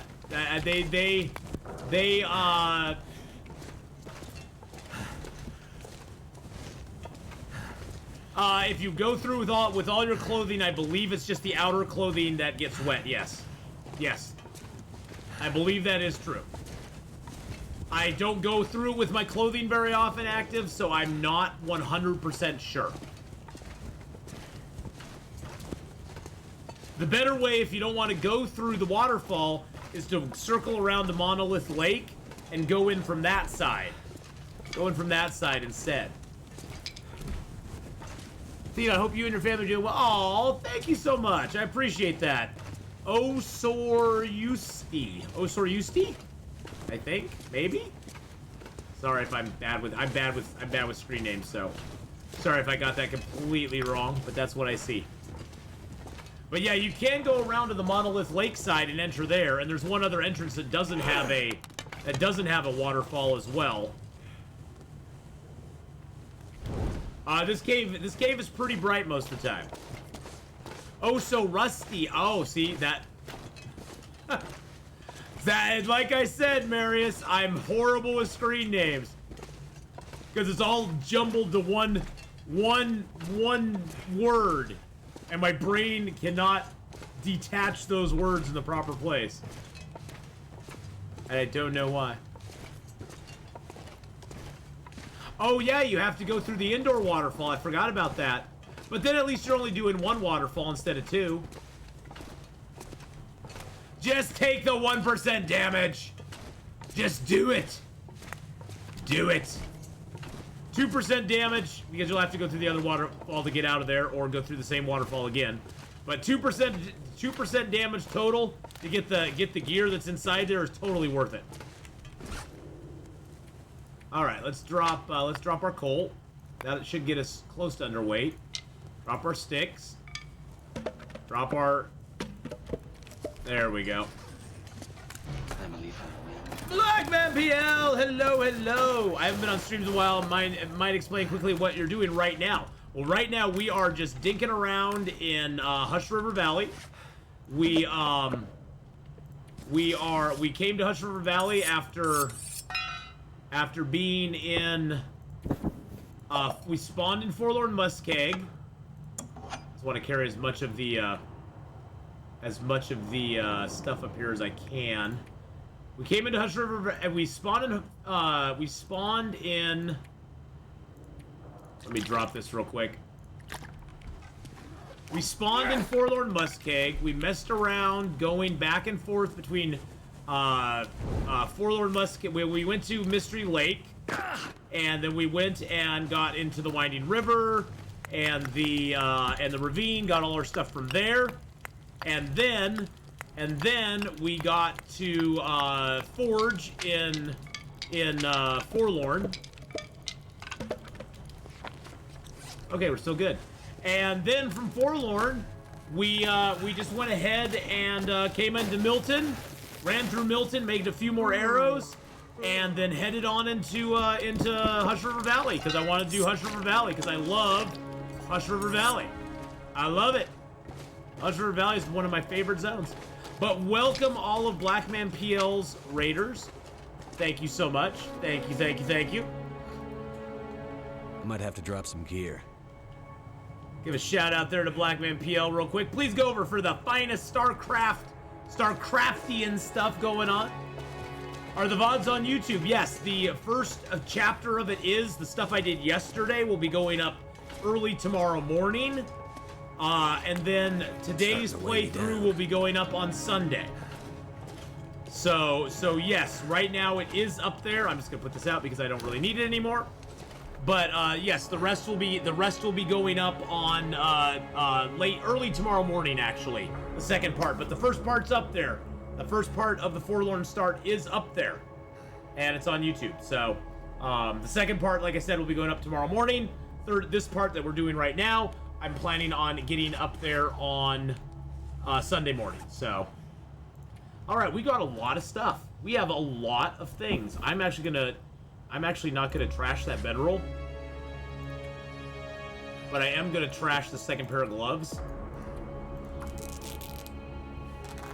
I hate trashing bedrolls. You never know when a wolf will attack you. You might take damage. Your bedroll might get ruined. I would rather keep the bedroll and have a backup bedroll somewhere. Backup bedrolls are a good thing. I am gonna break down the second hacksaw though. Is this an open world multiplayer? It's open world single player. There is no multiplayer to this game at all. Thank God. But no, there's no multiplayer to this game at all. It's all single player. You can only survive based upon your own skills and abilities, and that's it. The reason that multiplayer would work very poorly with this game is because there's a lot of stuff in the game that's geared towards depending on yourself. In a multiplayer, it would be a completely different game. But yeah, it's only single player. There's a ton of I mean, honestly though, every other, I think that's one of the and also this game is permadeath, so that would make a multiplayer very weird as well, because what happens when your partner dies? Do you just continue playing, or do you just start over again? It's not like other ones where you have the option to pick somebody up or something like that. Death in this game is very permanent and very punishing, because if you die, you start all the way over at the very beginning. So if you wear your clothes, you do not take the 1%. That's good to know. That's good to know. So if you wear your clothing through the waterfall, you don't take the damage from the waterfall. Well, that's good. That's good info. Oh, I can't repair in the dock. Hold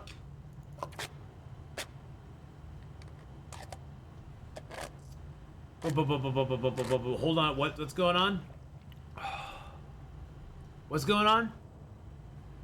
Sebware, you want to post a link? What link are you want? You can just message me the link, Seb, and I'll post it up for you. If you want to post a link, just send it to me, and I will post it up for you. Non-subs are not allowed to post things in chat.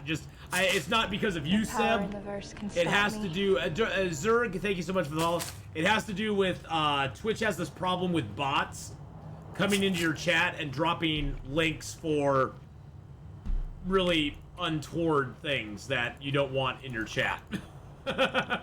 Encouraging people to go to certain sites that could either be, a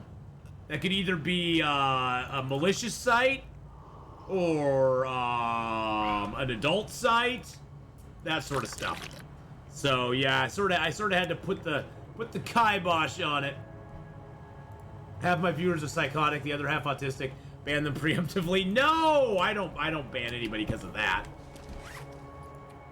I just don't want people to think, oh, he doesn't let people post in chat. You know, it's like, no, it has nothing to do with that. It just has to do with the fact that I've had some bad experiences. Now, the funny thing is, it's almost like a feather in your cap when you get that kind of attention, because small channels, when I was really small, and I only had like 10 people watching my channel, that never happened. Now that my channel's a little bigger, it happens a lot. It happens a lot. Well, and the buy followers people are out there. They found out, oh, if I don't put it in there as a link, it won't automatically time me out. But I just ban them automatically. Those people I just ban. Those people are just like, yeah, you're gone. Buy followers, my butt. Do you think they've made Bleak Inlet rough and ragged by design, or just because they'd rather make new content than update existing content? No, it was made that way specifically. I think they wanted to try out the Timberwolves in there and see how well they would work. Unfortunately, they didn't work great, which is why we haven't seen them in a lot of other zones, other than Blackrock Prison and Bleak Inlet. Those are the only two that have Timberwolves. So... yeah, you can let Miss Candela know as well. One of my mods can give you permission or post the link for you too. Do you have any examples of adult sites that get posted? So I know not to go there. Really? Your crampons bugged out. When you equip them, they disappear? What? I've never had that happen. Have you tried reloading the game, maybe? You missed Transcendental? Transcendental, what? Transcendental? I have no... Police state has already intervened. Yes, the police state is here. Well, Atheenon OnlyFans site is very adult. Whoa! There's no Atheenon OnlyFans site. That is an absolute lie. There's no Atheenon OnlyFans. There's not an Atheenon OnlyFans. That does not exist. No hat off pics? No hat off pics. You don't. That would just be blinding more than anything. That would be a blinding thing more than anything. You don't want to be blind for the rest of your life. Hey, White Mage, how's it going? Hey, I shaved my head on stream one time, so.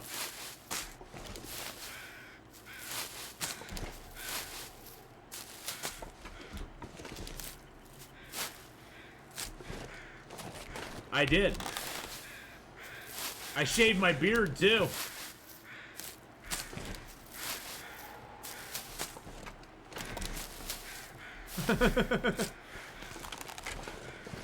Alright, we gotta watch for the wolf. I'm gonna go up here and get our couple pieces of food that are up here.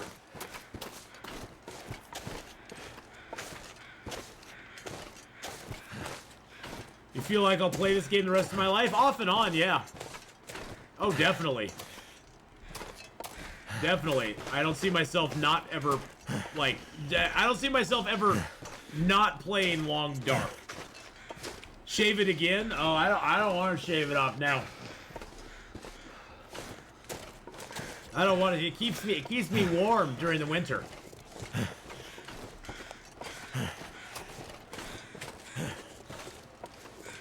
$1984, baby.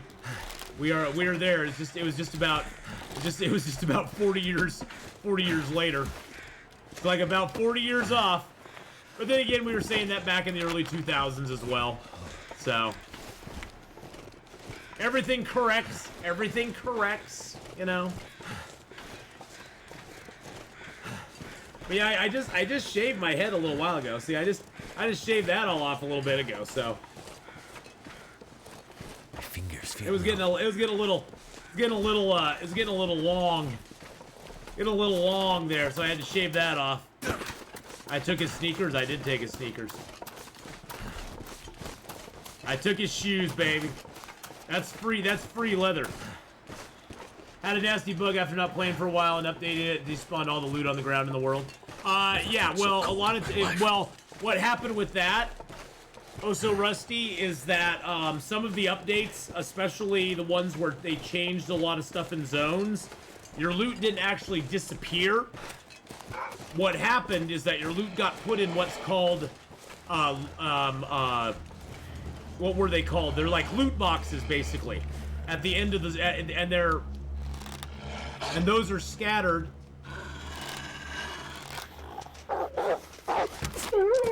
There's recovery boxes that you'll find scattered throughout the world. And you'll find those like at the entrances to zones. You'll find those like if you had stuff laid down, say for example in the farmhouse, you'll find a red box by the door that all the stuff from the farmhouse would be gathered up and put in.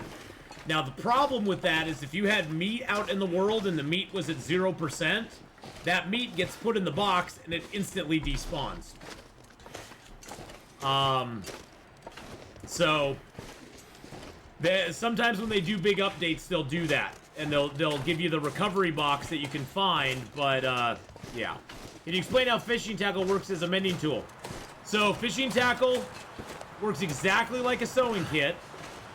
It takes a little bit longer to sew with it than it does a sewing kit, but it works exactly the same percentage-wise. You get the same exact percentage failure or a success as you would with a sewing kit. And if you use a fishing tackle to sew, you can use the fishing tackle till it gets to like 10%, and then you can use it to fish. Lost and found, thank you. I was trying to remember, Fire Monkey Rob, what those were. Lost and found boxes. So you can use the fishing tackle at low percentage. You can use that to fish with as well. It's not better to repair clothes with, but I would save your sewing kits for crafting for sure. Especially if you're doing a outer loper, you're gonna get very few sewing kits. All this gear is slowing me down. Because most of the sewing kits are inside. So you'll probably want to save your sewing kits and use fishing gear instead, or the fishing tackle, because it just takes a little bit longer with the fishing gear. There's no actual disadvantage to it as far as like percentage. And the thing you want to also do is whenever you repair your bedroll, use your hands. You don't have to have a sewing kit or fishing tackle to repair your bedroll. So always use your hands. It takes substantially longer to do it with your hands, but again, you get the same result. Same percentage of failure, same repair quality and all that stuff. Yeah, it just saves you time. It saves you time, but if you're playing outer loper like you are, I'd recommend doing it because sewing kits are a rare commodity for you.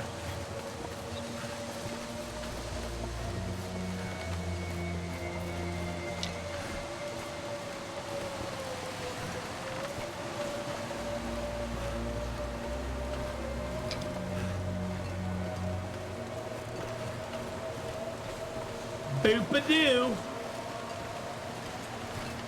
Over into our little cave over here. Yeah, about a quarter less time with sewing kit. Yeah, it does save you a lot of time. But it burns up your stuff a lot.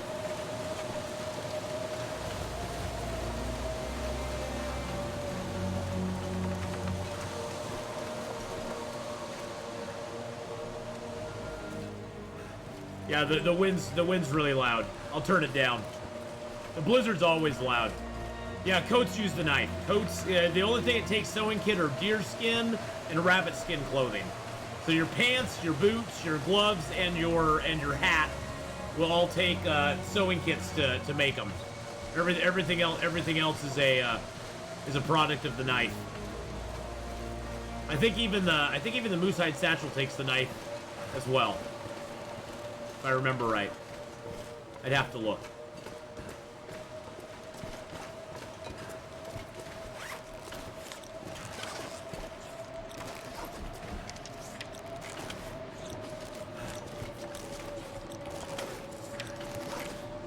There we go. I want to make my fire outside, but I want to be inside. Boom. Now, it's very loud in my ears, too. Very loud in my ears, too, so I like getting it turned down. Arsign, thank you so much for the 5-month Tier 1 sub. Thank you so much, Arx. I appreciate that very, very much. Yeah, well, that's the nice thing about having a soundboard. See, I can just turn stuff up and down very, very, very quickly. Which is very, very nice.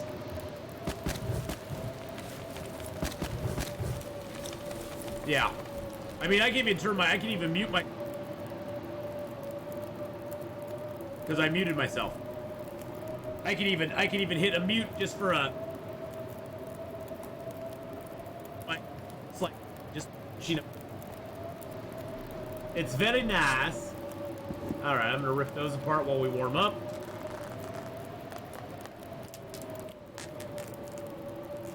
There we go. We got over hypothermia. Let's see what's in the back of the cave here. Oh, look, there's more coal.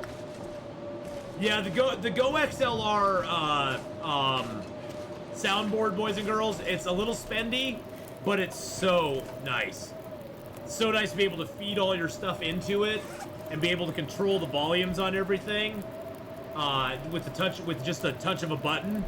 It's really, really nice. I highly recommend it.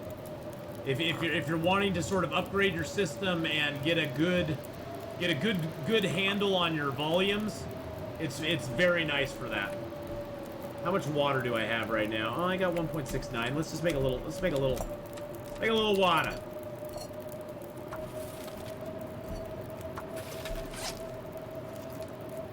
He is giving out passcodes to his OnlyFans site while muted to those who can't read lips.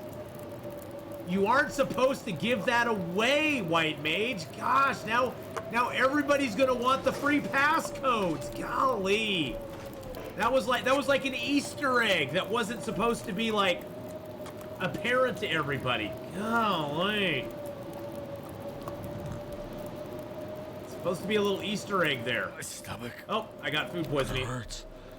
Oh, it hurts.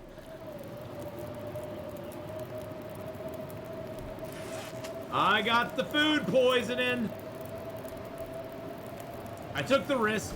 I took the risk. I paid the price. All right, let's sleep for 2 hours. No, just an hour. I took my medicine, so as long as we sleep, we won't lose any health.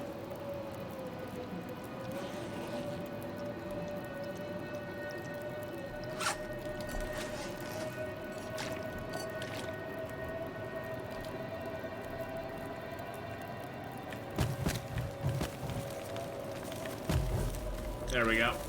Alright, so what I'm gonna do now, here's a little trick you can do. You can actually gain back health while you have food poisoning if you drink birch bark teas.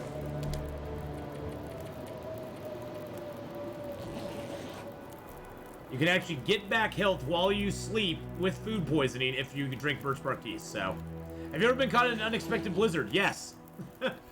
As a matter of fact, we were caught in one just recently. Funny you should mention that. Just recently we were caught in a blizzard. And my strategy if I'm caught in a blizzard is to set a course and just go. If you don't have a real good idea where you are, just walk in a straight line until you hit something. And it could be something that you want to find or something you don't want to find. But either way, when you hit it, like if you hit a wall, just turn and start following the wall. If you hit a landmark that you know, and you're like, okay, I know that this is close to X house or the X cave, you can turn and you can go towards that cave or whatever. But there are ways to manage that, and but mainly just go in a straight line, because honestly, if you start moving around trying to find your way, if you're walking in a straight line and you just turn that much, you're just going to be going a long distance. Pleasant Valley, I still find it works. There's enough landmarks in Pleasant Valley even for me. But Pleasant Valley, I don't really get lost in Pleasant Valley. That's the weird thing, is I have never really... The only place I can think of that I can get lost in Pleasant Valley is if I'm out in the field there near the barn. The barn is like the worst place to have a blizzard come up, because there's just so much wide open space. I usually don't go out into the field. There's a big field there by the farmhouse. I usually never go out in that, to be honest, never. The barn is really the only one that I could ever think of that is like a huge field that I get lost in. That and the barn, between the barn and the crossroads, is a huge area that's really bad. Those are probably the two places I can think of where I get lost the most. But yeah, I mean, even there, even Pleasant Valley doesn't really scare me that much. Well, it scares me a little. Scares me a little, but not that much. Yes, you can read and repair in the caves as long as it's not snowing out. Or if you have a fire going like I do. If you have a fire going like I do, no problem at all. But yeah, I mean, instructions unclear, walked into the ocean at Coastal Highway. Well, when you get to the ocean, just stop. If you get to the ocean, back up and follow the coastline. You don't want to walk into the ocean. You don't want to walk into the ocean. One thing to do as well is that you'll notice in the game, if you stop and turn your body a little bit, you can see out of your periphery further than if you're looking straight ahead. So a lot of times if you stop and turn your periphery and look out that, you can see further in the blizzard. You didn't give me that step. Well, don't do that. Don't do that. So yeah, you can if I'm out here, it's kind of hard to see in there. And it's kind of hard to see out here too. But if you look into your periphery in a storm, it'll actually show you further out than you can see usually. So that's one thing you want to do. Finally, she left so I can watch the stream. What? The lovely lady in your life left and you're rejoicing so you can watch the stream. I would. Yeah, no, you need to give her some love. You need to give her some love. No. I reject that. Alright, so at the smoke signal here, the mysterious fire. We'll usually find a piece of moose meat. If this is any good to eat. Yeah, 39%. I'll probably get food poisoning again, but that wouldn't actually be a bad thing at this point. Got a heavy hammer, whetstone. We'll get a Mackinac jacket. Mackinac jacket, baby! Woo! Hey, there's even a little snow shelter here. Look at that, it's only at 34%, but we can put on our Mackinac jacket now. I can barely walk with this. Oh, shush-a-doodles!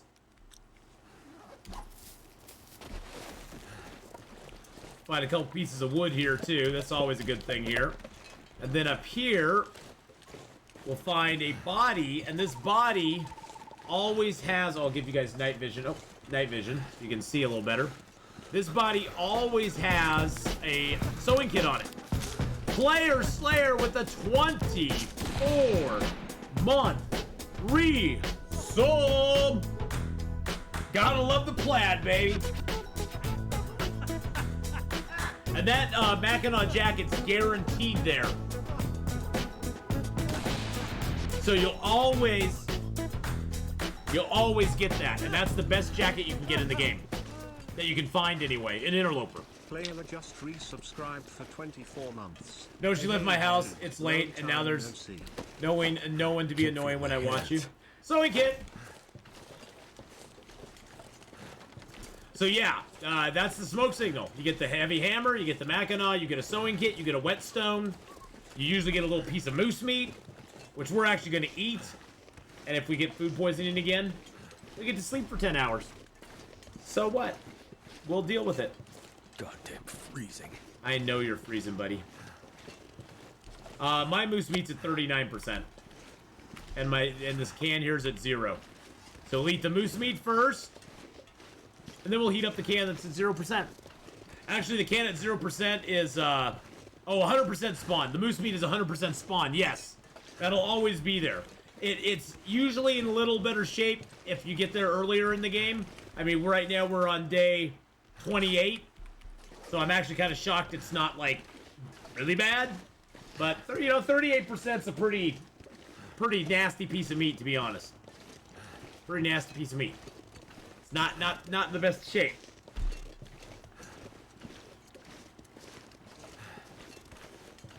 Little ribbity rabbities over there you can see.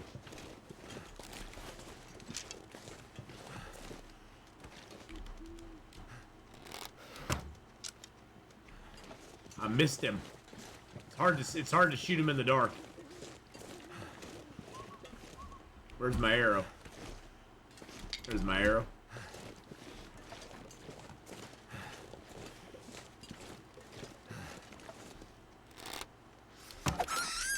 Got that one now.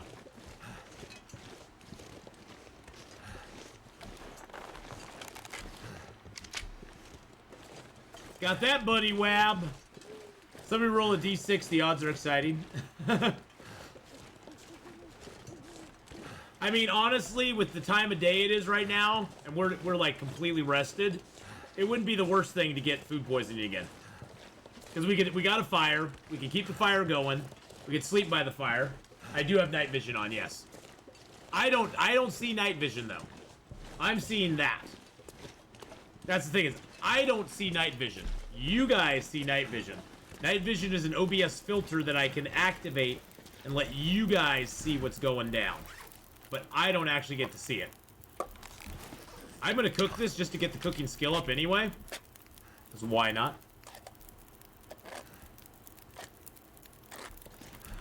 And then we're gonna harvest a little bit of meaties off this dude.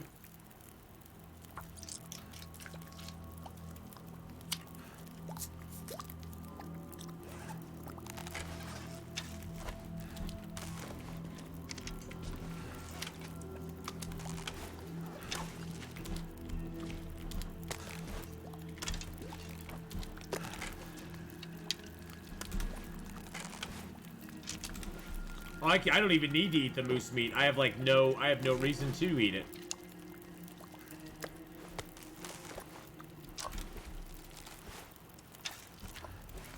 There's my cooking skill up. I'll just eat the rabbit meat. I have no reason to eat the meat. I don't need it. Well, I guess I can just harvest the rest of the rabbit up. Why not? Let's just harvest the rest of Mr. Bunny Boo. We'll do it with our hands since we don't really care about time. Bye the Baba! Hello, hello. Bunny's lives matter. What? Bunny's lives don't matter. People are like, hey! Yes, they do! That poor bunny, he sacrificed for you, sucker. I think I'm gonna risk it. I'm gonna risk the sleep because we don't get to sleep that long anyway. It's gonna be for a couple hours. -4 in here now. All right, well that's interesting.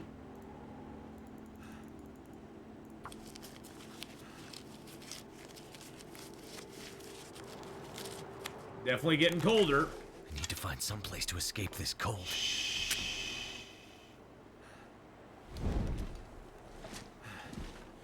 What is the thing you'd like to have added? I would really like to see them give us more options for crafting wolf clothing. That's the one thing I'd really like to be added. Changed?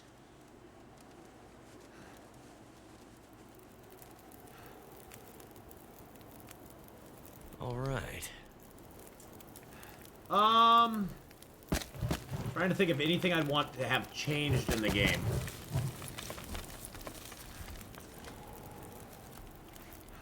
I can't think of anything I really want changed in the game, per se. Trying to think of something I'd want changed. And removed? Timberwolves. Because I just think they're stupid. I'd like Timberwolves removed until they work. Timberwolves are a bad... The Timberwolves mechanic is bad. Yeah, and the gas in Blackrock, I think that was a dumb decision to put that into survival mode. Deer AIs, I'd like them to change how Timberwolves work. Maybe that'd be a better thing. Change Timberwolves so they actually work, because the Timberwolves are just broken right now. They just suck. They don't work very well. They're just goofy. They're sketchy. And I'd like them to get rid of the gas. Yeah, you know. But that's the thing is, like, I like all those, even saying that, I like all those things in the game. It's not like I want them, I don't really want them to change or add anything to the game. I mean, if I had my choice, I'd change those couple of things. No, the gas is something I definitely would want them to take out of the game. I don't think it's a good, if the game was not permadeath, a timed death counter thing like that would be fine. But since the game's permadeath, it's kind of a... It's a bad mechanic for a permadeath style game. Yeah,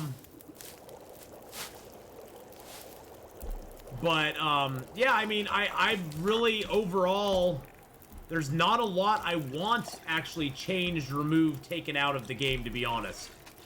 Because I really like most of the mechanics in the game. Yeah, the gas in the story mode is not bad as a puzzle thing. But in survival mode, it's just unnecessary. It's just an unnecessary thing to put in there, in my opinion. In my humble opinion, it's just unnecessary. I just don't like the mechanics of how Timberwolves work more than anything. They're just... And they're sketchy so well. What is the mechanic I don't like? I don't like how... I don't like their attack. Their attack thing is really goofy as far as how it triggers and how it works. It just is, it's a very goofy, you know, the nip they give you is just kind of, it freezes you for a second. That's one thing I don't like. It freezes you because it damages you. So you freeze. So even if you're trying to defend yourself against them, if you miss your defense, it does an auto freeze on you and you're frozen for just a half a second, which doesn't seem like a lot, but in a game where, you know, that half second could mean the difference between you being able to shoot a wolf and not shoot a wolf, that half second is a pretty big deal. And it's sort of like you remember how sprains used to be, where you'd get a sprain and the whole screen would freeze. The whole screen would freeze while you took the sprain. It does the same thing with Timberwolves, and it's annoying. It's just like, they need to fix the Timberwolves in a way that would not cause that to occur. But really, I mean, the main thing is Timberwolves are a very... They work well if you have a gun. They don't work so well if you have a bow. They're just a lot... They're a lot trickier with the bow than, with guns. Timberwolves were mainly designed to be staved off with a pistol, and if you have a pistol, the Timberwolves are no big problem. The Timberwolves are pretty, they're a pretty meh mechanic that doesn't do a lot to you.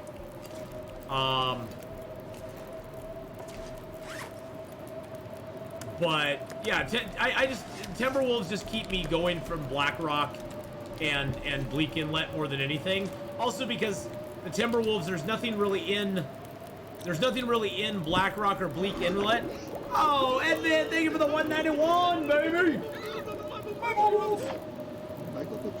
Exciting. Exciting indeed. Thank you for the 191. I appreciate that very much. You know, and that's the thing is, like, due to the Timberwolves, there's not a lot of advantages to go to Blackrock or Bleak Inlet. If Bleak Inlet had something like, say, if it had an item like the technical backpack or something like that, there might be a reason to be like, okay, I think going there is worth it, even though I'm gonna have to like deal with Timberwolves the entire time. But it doesn't really have something like that in that zone. It just doesn't. Actually, you know what? I'm gonna grab a torch or something. Edvin, again, thank you for the 191. I really do. I do appreciate that very much. Very, very, very nice of you. I'm gonna take some torches and then break down my weakest torch.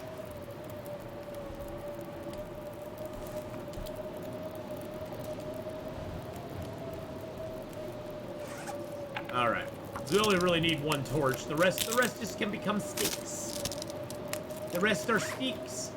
Now we got a 39% torch. That's not bad.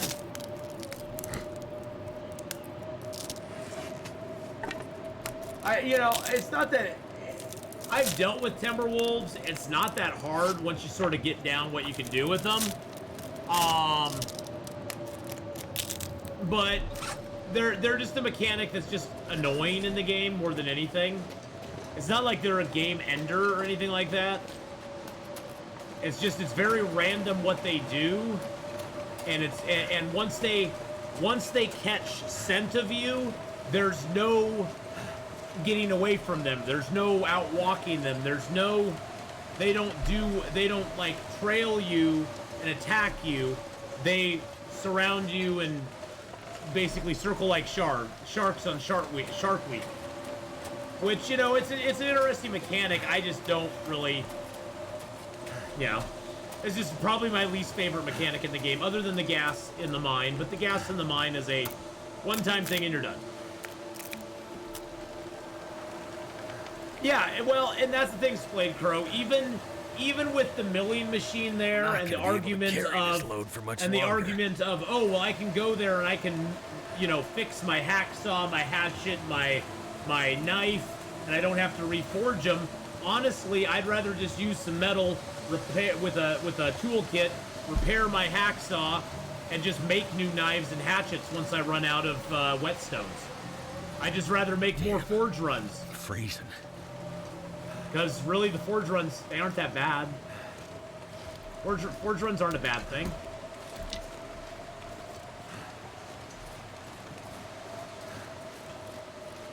Well, you know, that's one thing, Splayed Crow. I'm going to, at some point, not probably right now, but like within the next month, I'm going to start a run. It's going to be a custom Interloper. It's going to actually be a custom Gunloper, where I'm only going to use the gun and the revolver. I'm not even going to make a bow or anything.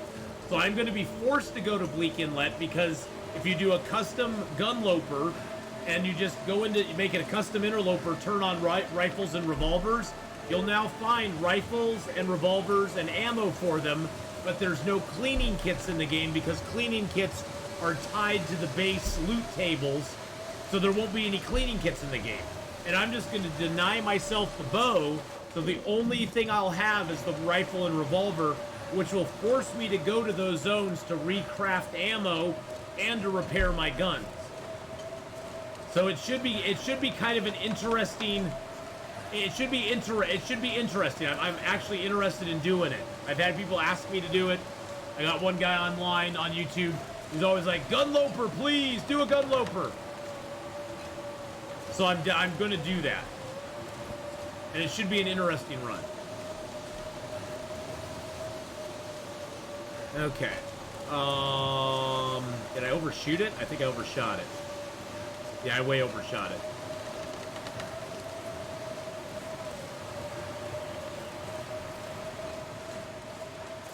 Well, oh so rusty, I am going to be starting up my Streamloots runs again. And my Streamloots cards are, they let chat basically tell me a lot of stuff I need to do. Let's chat tell me where I need to go, what I need to do, and a lot of other things. So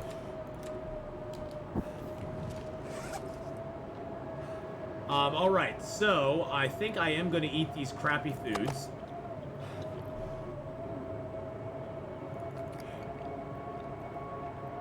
That will give me food poisoning. What? What? Well, hold on a second. What? 0% peaches, no food poisoning. What? Yeah, when I start streaming on the weekends, so rusty, I'm gonna start my Stream Loot stuff up again. And Stream Loot's runs will be on Sundays, early in the morning on Sundays. And I play them on Gunloper settings so I can get weapons, so you guys can make me go hunt animals. And they're a lot of fun. People like it. That is true. When you cook an item, it adds 50% to the condition. That's true. That is true. I forgot I cooked it. I forgot that I had cooked it. And that does add to its overall condition, so that's probably what saved my butt there.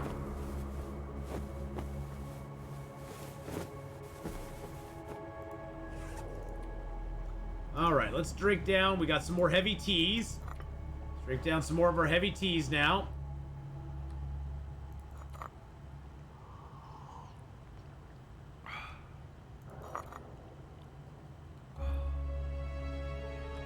There we go. Snag our bedroll. Gonna head back through, boys and girls. Gonna head back through. We're gonna go visit Monolith Lake. I can't watch streams 7 days. I'm going going with my girlfriend on vacation. Oh, nice. Well, that'll be fun. Give you guys night vision in here. It's a wee bit dark. It's not dark for me, but it's a wee bit dark for the viewer. Especially if you're on a mobile device, it's really dark. Well, that's all right. I forgot that I had cooked it there, Packerbacker. But yeah, you're totally right. Even though it doesn't show it on the item, I believe when you cook an item, even a canned item, it gives you 50% more condition on it. It just doesn't show it. Because when you cook meats, and they're at, like, say 30%, it goes back up to 80%. If you cook teas, if you have teas in your inventory, and the teas are, say the tea bags are at, you know, the herbal teas are at 35%, it goes to 85%, and then it stays that way for the rest of the time you have it. Once you cook a tea, the condition never goes down. I love hot coffee and long dark. Gamble 50%, and you won. Woo! Look at that win right there. Dang. Nice win. Nice win. I picked up the gut and the hide. Yes, I did. Okay.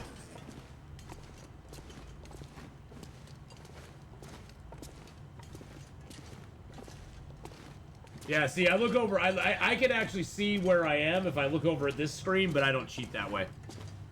I don't cheat that way. Oh no, Packerbacker, you lost. 2 losses in a row. All in and lost everything. Oh my goodness gracious. How the tides have turned.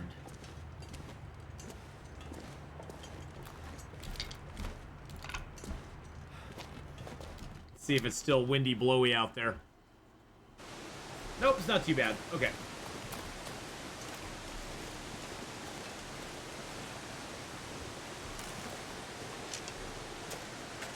I can actually go up this way and cut over, I believe. Yes, I can. How do you set up OBS night vision? If you have your screen capture, you can go into it. You can set a you can basically copy it, do it in another scene, copy your screen capture or however you get your video to show up. Make another source or another scene. Call it night vision, and then what you want to do is you take your source that you're capturing your video with.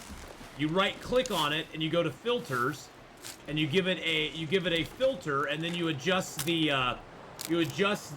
saturation, the what else is it called?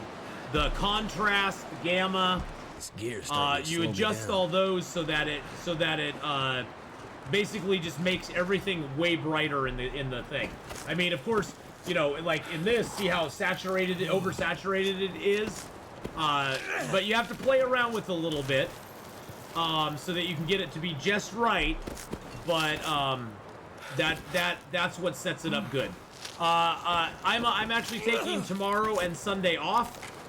I will be back on Monday, but tomorrow and Sunday I'm taking off. But yeah, all it is a filter that you set up over your screen capture or your you know, on your capture card, however you're capturing your video for the stream. You just set that filter up on it. And I think it's just called, it's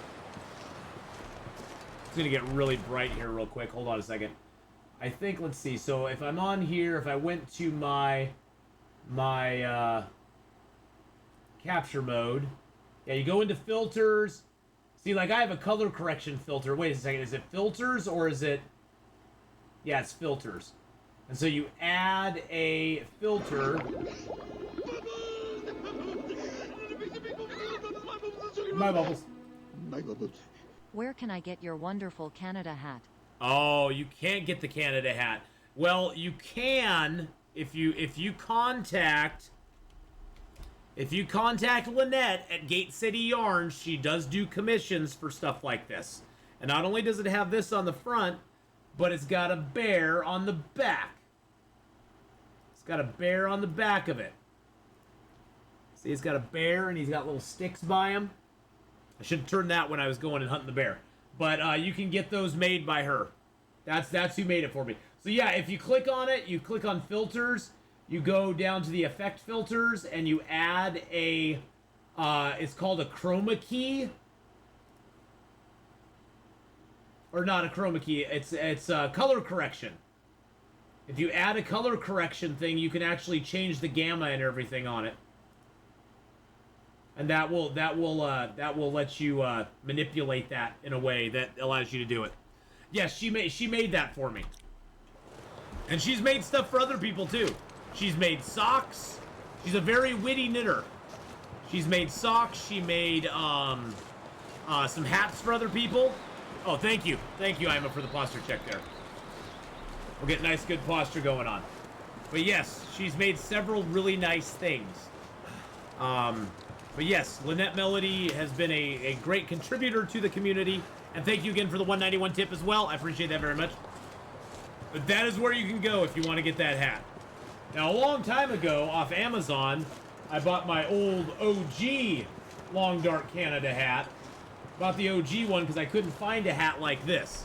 I couldn't find one that actually had the maple, the big maple leaf toque-looking thing on it. I actually bought one that was kind of similar, but not really.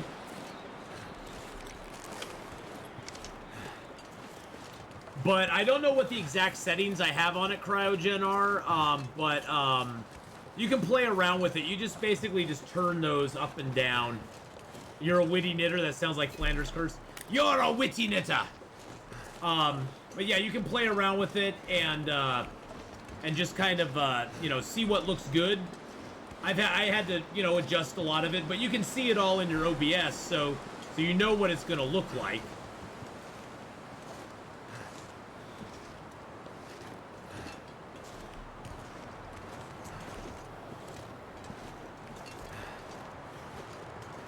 I wasn't looking where I was going. Oh, here. Oh, we're right at the cave right now. I was like, am I near my cave? Oh, I'm at the cave right now. Yes, I am. Wow, I ate that moose meat at 30-some%.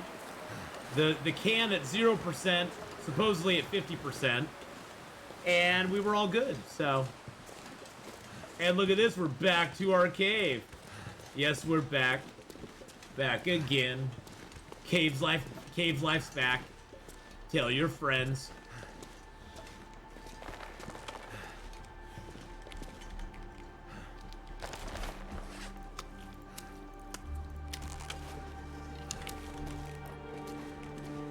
Got some dried guts here. That's nice.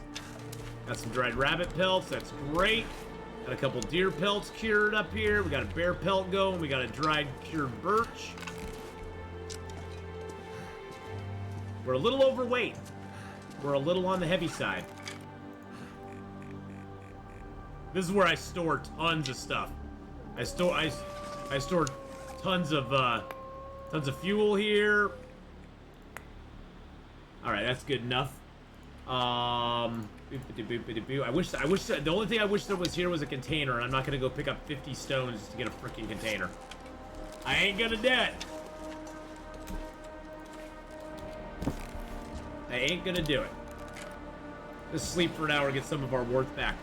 Hi, Ath. I'm a big fan of the channel. This is my first time catching old stream live. I'm normally part of the YouTube gang. What's my least favorite region, excluding Bleak Inlet and Blackrock? Oh, you had to exclude those. Excluding Bleak Inlet and Blackrock, I say the region I probably go to the least, just because there's not, in my opinion, there's not a lot there that's beneficial to you, is probably Broken Railroad. Now, Broken Railroad's not a bad zone. The big problem with Broken Railroad, it's just a dead end. You have to go through Forlorn to get to it. You get to the maintenance yard. There's a lot of stuff you can do around there. You can go up to the hunting lodge, back to the maintenance yard. But then when you want to leave, you have to go from the maintenance yard all the way back into Forlorn. And then where do you go? Where's your next shelter at? Your next shelter's not real close. You have a cave, and you basically have a cave. You can go up to the river and go into the cave that goes up to Marsh Ridge. You can go to the cave that's there above the bear area, or you can go to the Spence family homestead. And that's the thing, is like, yeah, and it doesn't seem like forging there to me is not a great thing to do either, because you got to forge in Forlorn already. Yeah, you can go down the tracks to Mystery Lake. But then again, you've gone all the way. See, that's the thing, is you've gone all the way from the maintenance yard. It's a long ways to get back out of Broken Railroad. And then you have to go all the way across Forlorn Muskeg and a third of the way into Mystery Lake just to get to the camp office. Well, on Interloper, mucklucks don't spawn. So on Interloper, no. On Interloper, it still sucks. It still sucks. There's no mucklucks. That's the one benefit to Broken Railroad, is the 3 stems you can possibly get there. You're guaranteed to get 2 stems. This pack is getting kind of heavy. And you might get a 3rd one in the maintenance yard under the crate. So that's the one big advantage that zone has. That's the one positive I can see of it. Also, with it being such a small zone, there's 1 bear, 1 moose. You're either going to get the moose down by the maintenance yard, or you're going to get him up by the hunting lodge, making it easy to harvest him. And the bear is always there by the cave that's near the maintenance yard. So there's like I said, it's not a horrible zone in and of itself. There are some positives, but just the getting in and out of that zone, I absolutely despise. That's the only thing I hate about it, is getting in and out of there. And you usually get matches there too, so, you know, yeah. You do have the matches there as well, so. Oh, jeez Louise! Where did he come from? Holy crap! Holy crap, where the frick did he come from? What in the heck? What in the heck just happened to me? Wow!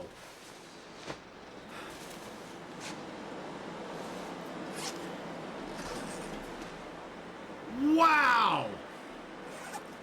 Well, that sucked. That sucked. Well, he fell over and died out there. Good Lord.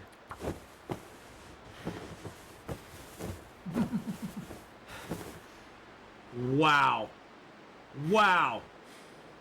You gonna say, like, are you gonna do something? Well, I didn't even know he was there. I heard a wolf in the distance, I thought. I thought he was in the distance. I honestly thought he was in the distance howling at me. I didn't think he was in the cave with me. I have no more cloth. You know what? It's probably time for us to take the better part of valor here. I'm not gonna risk it. I'm not gonna risk sleeping without a fire. I hate doing it. I'm gonna use up some stuff. Wow. So there's a ravine in, oh, I don't have any tinder. There's a ravine in Broken Railroad that you can climb down. You have to take a rope over to it. You can climb down into the ravine, and there's always a stem down there. There's always a stem down there.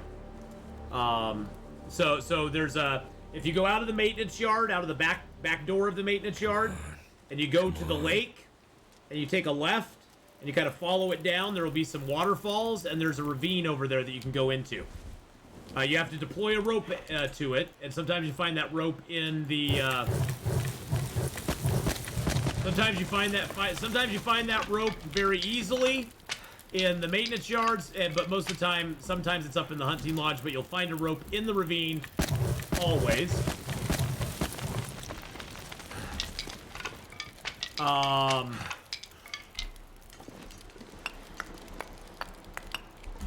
Wow, that changed my strategy here real quick.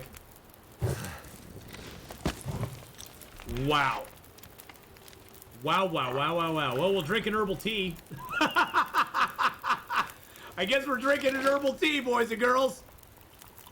Is there guaranteed combat pants on Stalker? I'm sure there are. The Stalker loot is really scattered throughout the world.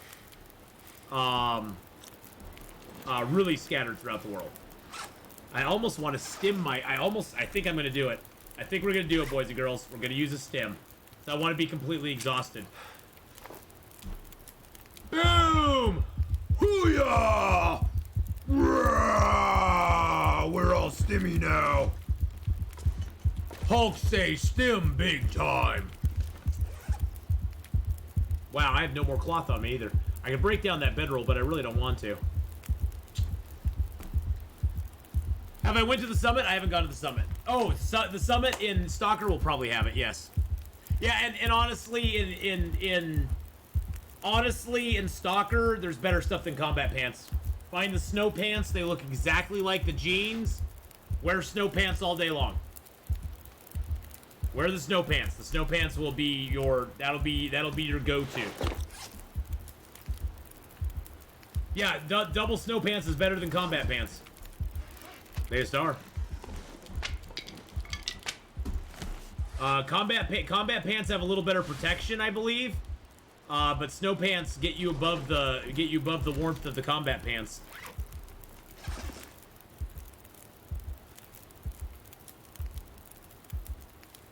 You want protection for hunting? Oh, just make deerskin pants then. Make the deerskin. You'll be way happier. Too tired to think straight.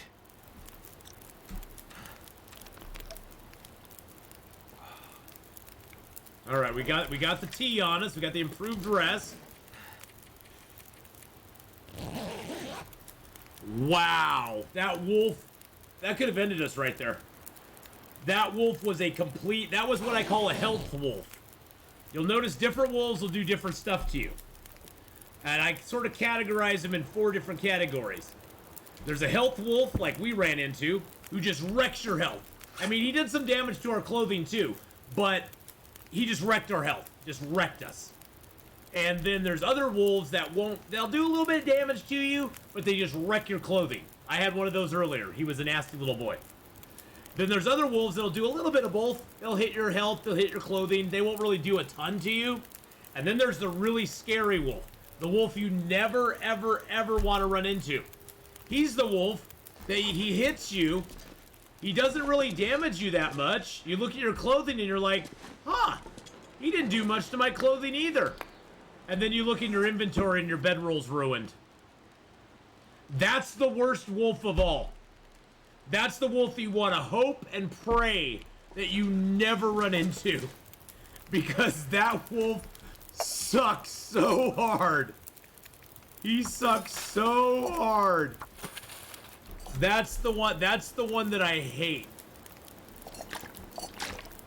I'm gonna have to leave something behind. And you get hit by that wolf, and you're just going, oh, that's why I want to have a backup bedroll. I am more scared of that wolf than anything else in the game. Thank you for the follow there, D-Plank, by the way.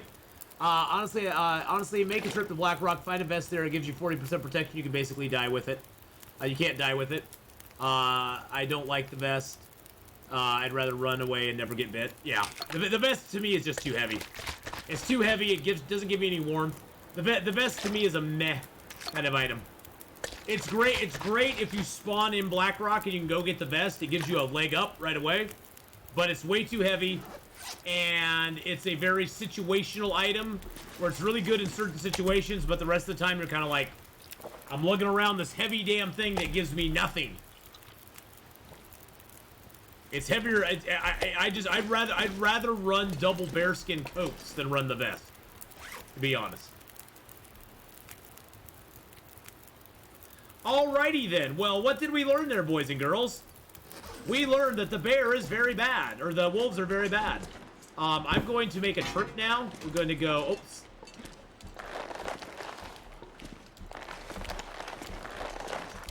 Carry the guts with us. These aren't cured yet. Take the bear hide. I'm gonna leave behind most of my fuel. We're gonna make a little trip, boys and girls. We're gonna make a little trip.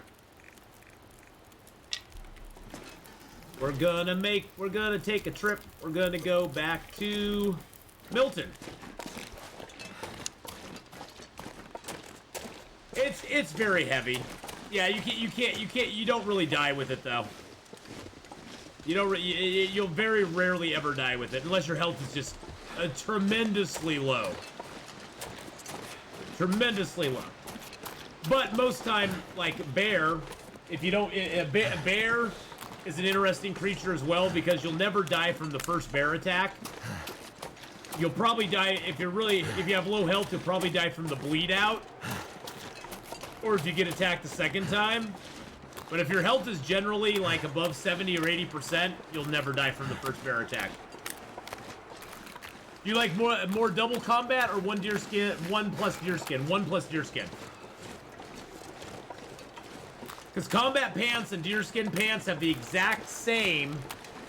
It has the exact same warmth, and so if you wear the deerskin on top, you get the extra bonus protection and wet proof.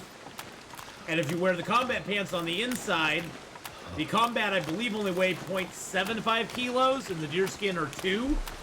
So it's, less than half the weight, and you get a whole bunch of good stuff from it. God, those deer are just teasing me.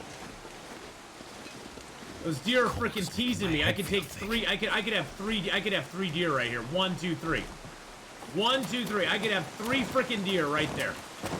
Thanks for the tease there, Mr. Deer.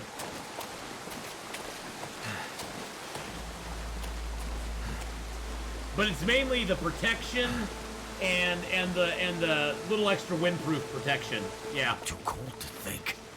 And I like that. I like that about them. I think the deerskin have what they're 10, I think, on the yeah, they're 10% protection, 60% wet proof, 2-2, and they're a half sprint. Where the combat pants are, well, they're 2-1, and they have 0 sprint reduction, and they have 20% wet proof. So it's like 50% more wet proof, which is really nice. I thought the combat pants were only a 2-1. Are the combat pants 2-2? I thought they were 2-1. So aren't the deerskin pants 2-2? I think are they only half a percentage more windproof? Because I thought the combat pants were a 2-1. I mean, I'm probably wrong, but they've changed a lot of stuff in the game, though. I mean, the biggest change is the moose hide jacket. Now only has 20% protection, and it only has 3.5% windproof or warmth. Where I believe it used to be 25% protection, which is the reason I liked it. I still like the moose hide jacket, don't get me wrong. For the wetness. Combat pants are 2 and .05 or 0.5. So they don't even get up to 1. They don't even get up to 1 on windproof. Okay. So deerskin are even better. Well, that's good to know. I know it's possible to get 100% protection. Does that just make you invincible? No, you can still take damage. You can still take damage with them. It's just very minimal. It's just very minimal damage. I have 80% ones and it's 0.4. Yeah, it'd be if it was 1 or 1.5, it'd be way higher than 0.4. By the way, boys and girls, check out the merchandise. Woo! There's shirts, there's hats, there's mouse pads, there's phone cases, there's all that stuff. Oh, there's no hats. There's shirts. I think there is a hat, actually. There is a hat. There's shirts, sweatshirts, all that good stuff. Mugs. There's lots of mugs. I love my mugs. You got a nice mug. What's our weight? 40? Okay. Yeah, I've never, Ninja, I've never had 100% protection. They've lowered a bunch of things lately. Like the moose hide coat was lowered down to 20. The crampons were lowered from 10 to 2. Because the crampons, when they first came out, were 10% protection. Now they're 2. So they lowered those as well, which kind of sucks.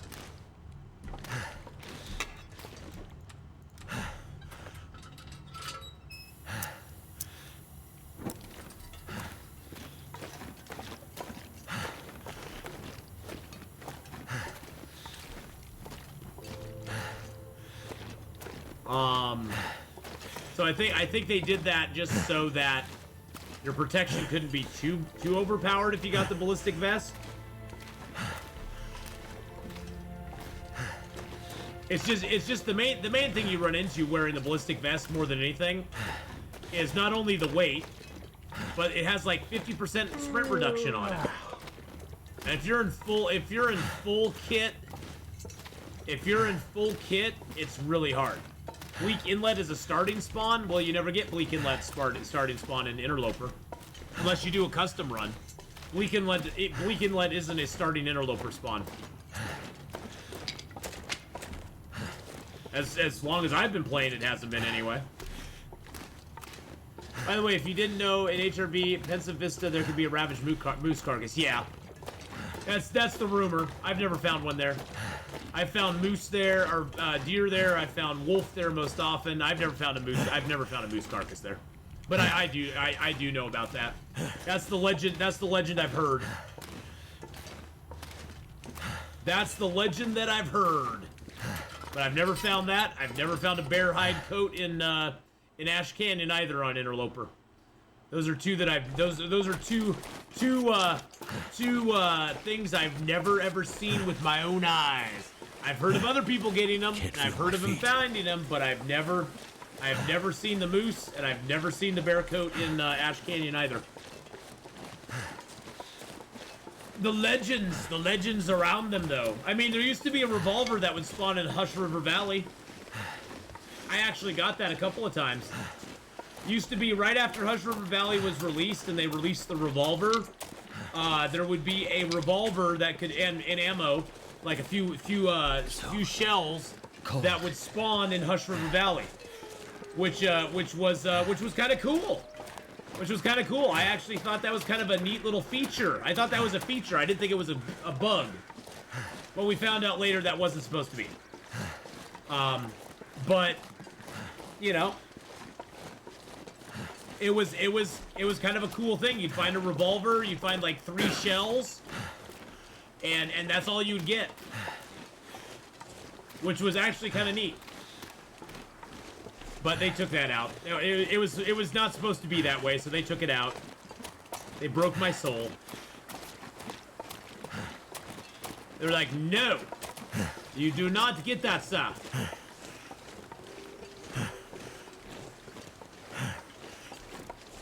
I mainly came back here for a couple of reasons. Number one, I'd like to make a few more arrows. Number two, my bow is at 49%. Number three, I wanted to drop off some gear here that I don't need with me.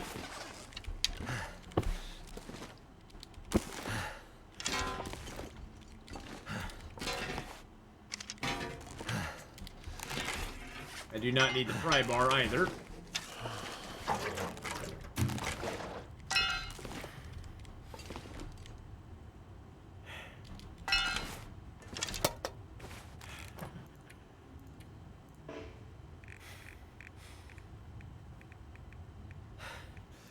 And I wanted to get 100 cattails in my box, just because it looks cool to have 100 cattails in there.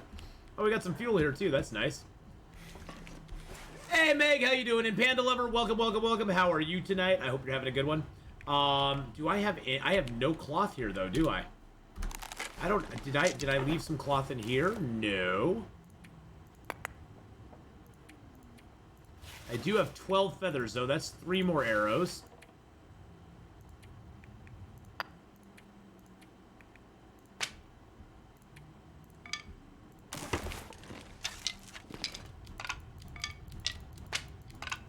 Woo! Yep, I got a week's worth of food in the box, which is very nice. It's very comforting to have that much food in your box. I'm gonna make another bow. I'm gonna drop the bear hide, because I got the bear hide here. So we'll drop the bear hide. We'll get that down. Bippity bop. There we go. Oh, shush doodles, you're fine. Put the deer skins over here, because I think those are both cured. Yep. I got 3 cured rabbit pelts. That's a fresh pelt. So I'm going to drop the fresh pelt over here somewhere. Drop this little fresh rabbit. Oh, that's cured. Drop that fresh rabbit pelt there. We'll get that all cured up. Actually, I'm going to stick that up here on the counter, so I don't forget it. Let's take a drink of water. And you know what? We're going to make something cool. We're gonna make a rabbit skin hat! Woo! Damn wolf took my frickin' wool toque. Guess what? I'm gonna have a rabbit skin hat pretty soon, so suck it, Mr. Wolf. Just suck it, buddy. I'm so tired. Now we can take that off, put that on. Yeah, baby, there we go. We're starting to plod back. Bump, bump, bump, bump, bump, bump, bump. Ath, how do you feel about a shotgun being added? I know devs don't really want to add more guns, but I think the concept is interesting to be for bird hunting mainly, although it can be used for self-defense with cons. It destroys most of the meat and hide due to the overkill. Well, you know, Ninja, I've had some ideas over the years for different weapons they could add in.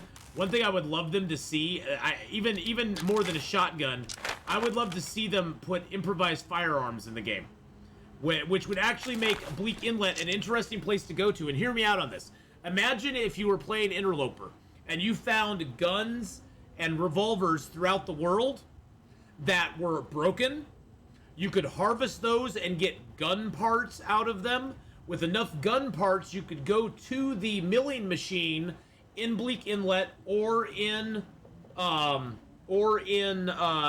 Blackrock Prison. You could take those gun parts and craft an improvised firearm with them. It would not be as much damage as a regular firearm.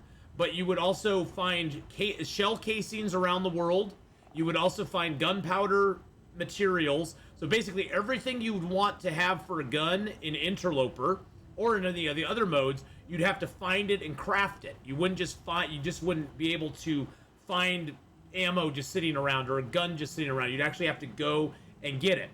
And depending on your crafting level, the gun would have a durability or some sort of penalty for the level that you were at that it was made at.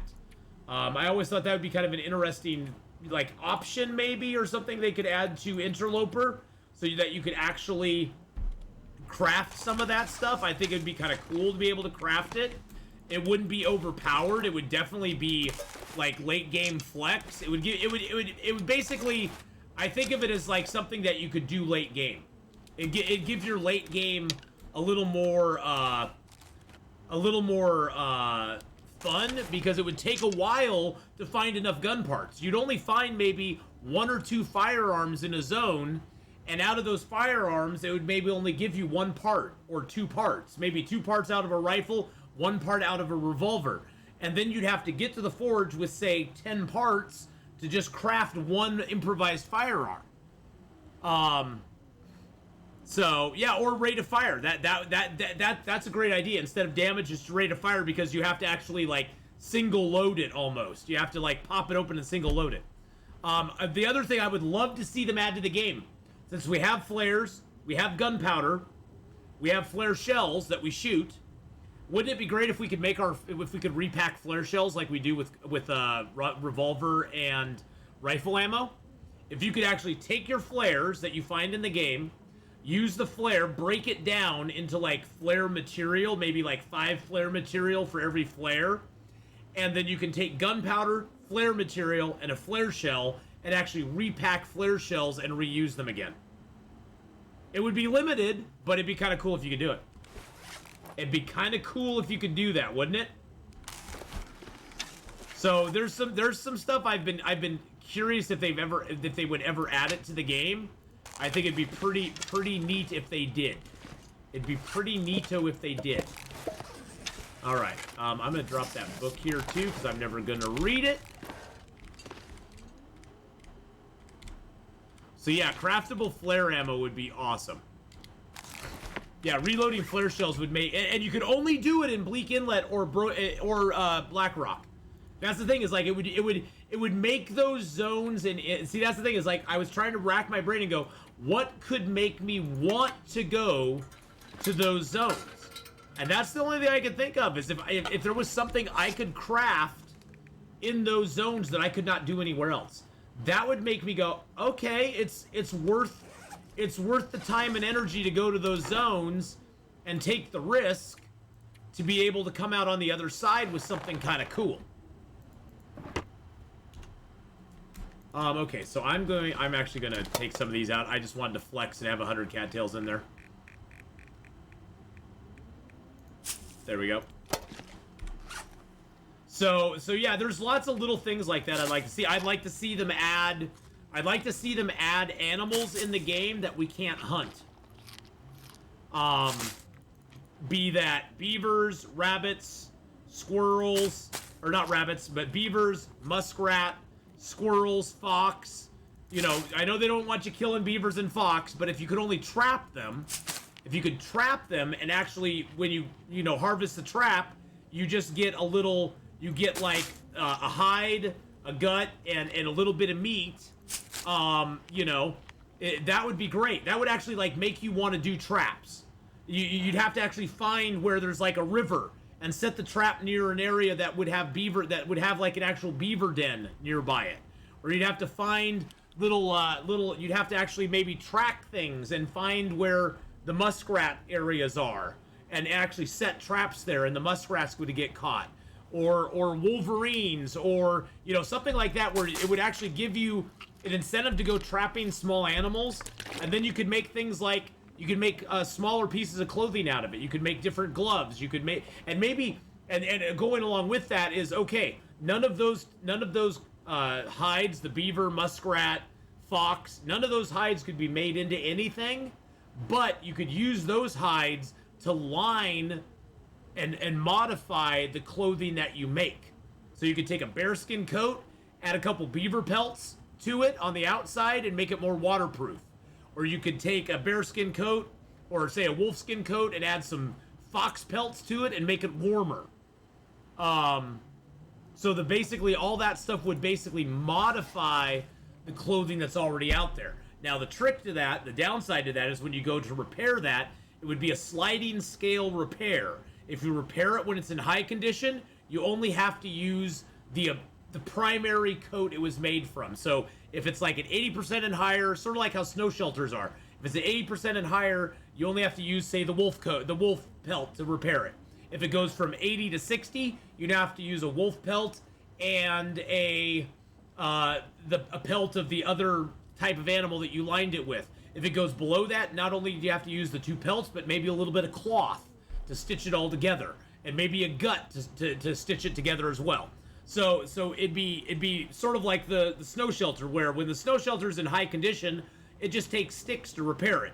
The lower condition it goes, now it takes sticks and cloth, and the cloth starts multiplying, and the sticks start multiplying as it gets in a lower condition. I think that would be a cool way to add a little bit of customization to the game, where you could go, I really want to get my warmth up. So you could really maximize your warmth, but you sacrifice having better wind protection or something. That would be that. I think that'd be a really cool kind of thing for us to have in the game, because you could really customize your run based on how you like to do it. And all of those would be like later game type things as well. They wouldn't be things you'd be able to do immediately. It wouldn't really change the early gameplay. I'm just thinking... The power in the verse can stop me. Thanks, Amtree, for the follow. I'm just thinking something for when you get to day 200 and 300 and you're wanting to find things to do. You'd have those options of modifying your clothing, making an improvised weapon, going and, packing some new flare shells, maybe making a little bit of improvised ammo, that sort of stuff, which would be awesome. That would really that would make your late game as exciting as the early game. Which honestly, right now, if you make it past day 100, the game gets a little boring after that. And especially once you get to like day 150 to 200, you just kind of have run out of places to go. You're kind of retreading where you've been. There's not a whole lot extra new stuff to see and do. And also, I'd love to see him add some more plants in the game, where we could actually use our cooking pots to make like rabbit stew, but you have to have like a certain mushroom, and maybe like a wild onion or something like that. You could find a winter onion or something, or you could find, some other plants that you could add to it, and the stew would give you like a warm-up bonus, maybe give you an extra little bonus on your health for a short amount of time after you've drank it or eaten it. Something like that. Jedi, hello, Canadian soup. I'd love to see dishes like Breath of the Wild, expensive recipes, but they give you buffs for a day or two. Exactly, something like that could be pretty cool. Something like that could really, and again, it's all stuff that wouldn't really affect your early game, but it would definitely make the late game way more fun. Well, I guess while it's snowing and blowing out there, we'll make 3 more arrows. Why not?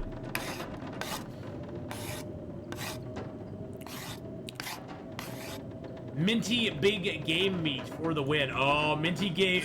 I love my minty big game meat, Ninja. Oh, yeah. Give me that yellow Deadeye, baby. Oh. Yeah, the minty big game meat is awesome. Actually, any of the big game meat that you modify is awesome, because it gives you, like, yellow health or yellow stamina or whatever. All of it's good. I'm just gonna craft this for like 3 hours, I guess. See if the storm goes away.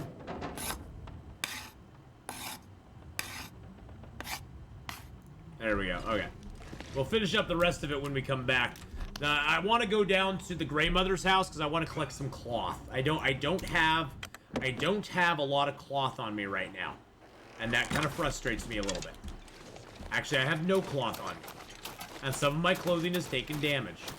Hey, there's a stick.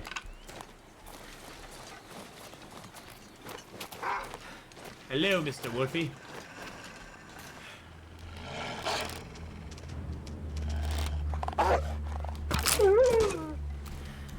Damn little wolf.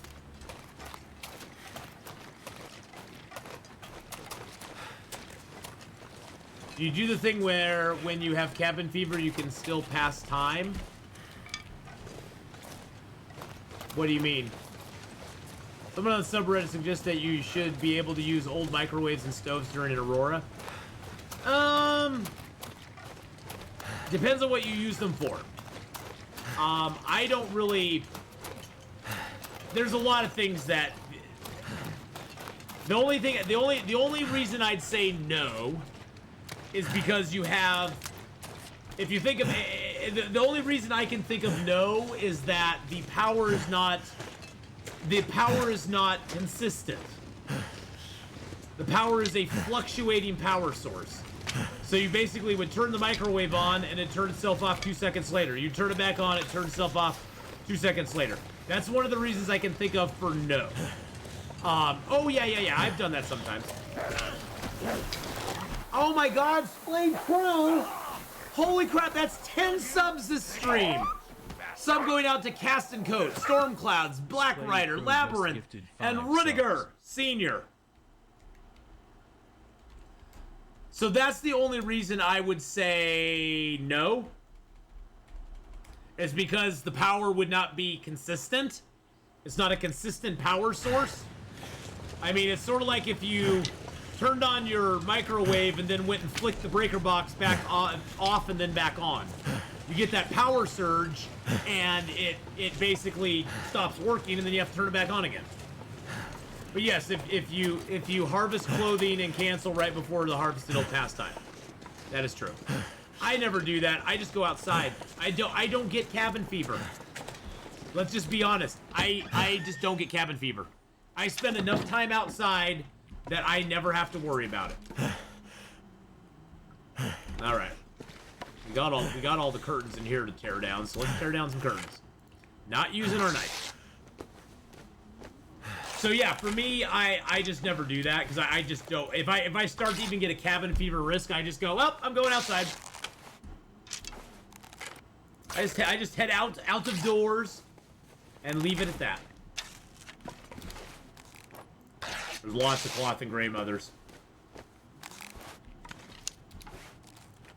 Cabin fever don't exist, so no wonder you never get it.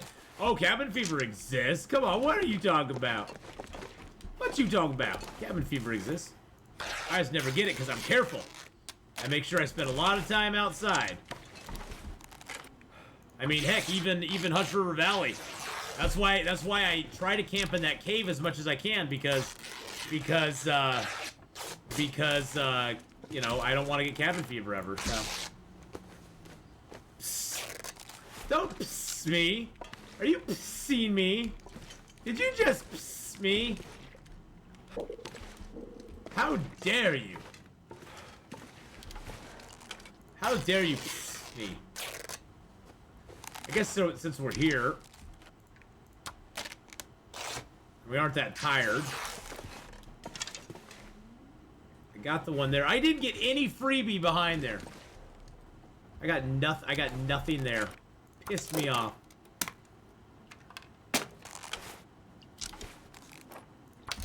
Made me very sad. I know. I didn't get a tea or a coffee or a maple or a. I got nothing. I have never died of cabin fever. Fishing is a good way to refill jerry cans. Oh, heck yeah. It's a good way to refill jerry cans, and it's a good way to get rid of cabin fever. Oh, you can find maples there. You can find coffees there. You can find teas there. I got nothing there, though. I got nothing for you. Because I got nothing there. I got just very unlucky. Very unlucky. Yeah, it is the only way to refill them. That's true. It is the only way. I've only ever found bullets there. Yeah, on Stalker stuff, you will find bullets there. I've had a few runs where I didn't find anything, but I have found birch or maple as well. Yeah.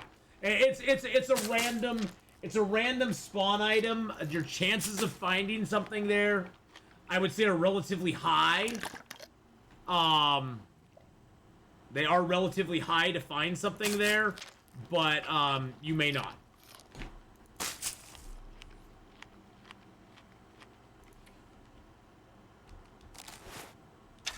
Oh, it's totally dark. It's totally dark. It's totes dark in here. Alright, time to use the bedroll flashlight. Alright, where's my bed? There's the window. There's the drawer. There's the bed. Boop. Alright. Found the bed.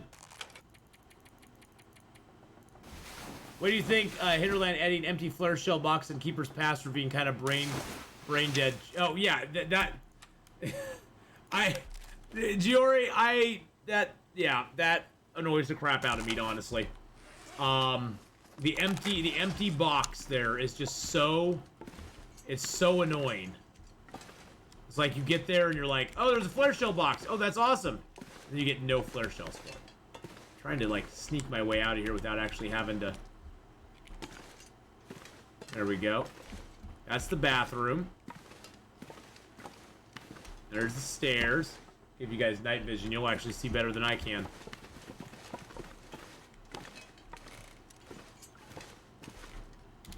Crouch as we're going outside. Got climbing socks on Interloper last week. Yeah, those glitch every once in a while into existence. I've gotten climbing socks in Interloper before. They exist. Every great once in a while in Hush River Valley, you'll get a pair of climbing socks. Yep, Hush River Valley. You just said it. I love that. I love that. You just said, yep, Hush River Valley. You ever want to get a good eye on the town where the wolves can't get you? Hello, Mr. Wolfie. You cannot get me up here. Yep, the ice cave. Yep. Is it the one that you have to go through the waterfall to get? 'Cause I think it's in the waterfall. See you on the tube, man. All right. Splayed Crow, thank you again for those gifted subs. Have a great rest of your night, my friend. We'll see you later on, buddy. Yeah, that's the sniper nest. That's a sniper nest right there. You can climb up there. The wolves can't get to you. I think it's a specific spot. It's usually, I believe, Cryogen, I believe the climbing socks happen in the, you know, the cave you have to go through the waterfall to get in. You know, where it has that really blue area where you have to kind of go around and up. Sometimes there's a dead body there, and sometimes there's a backpack on the upper part. That backpack is usually where you'll find them. If the backpack is even there. And the backpack's not even a guaranteed spawn. The backpack may not even be there. But that's usually where I found them. I don't know if that's where, you found yours. Or not. But that's where I found them before. Nuka Goblin saying in backpack my body. My fingers feel numb. But yeah, I think that if you do find them, that's where you're gonna find them. That used to also be the spot that you could find ammo on Interloper, like pistol ammo or rifle ammo, and you could also find the pistol there sometimes. Back in the old days. Back in the olden days. Why did it get cold in here all of a sudden? Oh, it's just 0.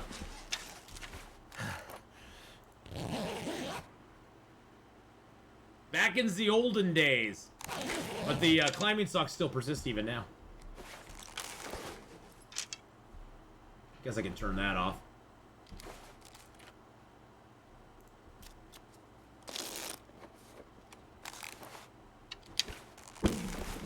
I hate passing time because you get so freaking cold doing it.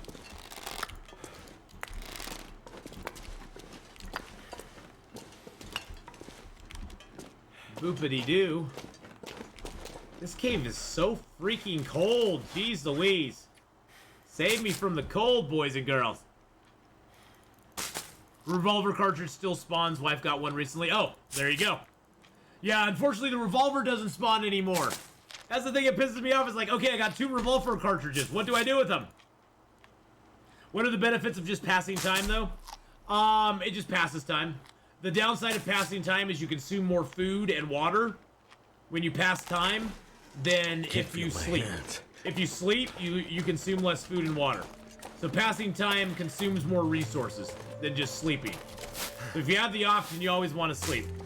I wanted it to be more light out. That's why I passed time, because I wanted more light out in the world. Wonder if I can drop any of this gear. It's so funny. I very rarely ever use a fire striker. It's like my last resort. It gives you that nice little bonus on the fire making, but it's like my last resort if I have to use it. I usually choose not to. What if you could make a makeshift fire striker? Well, a bow drill is a mod that's actually out there already. Somebody made a mod for a bow drill.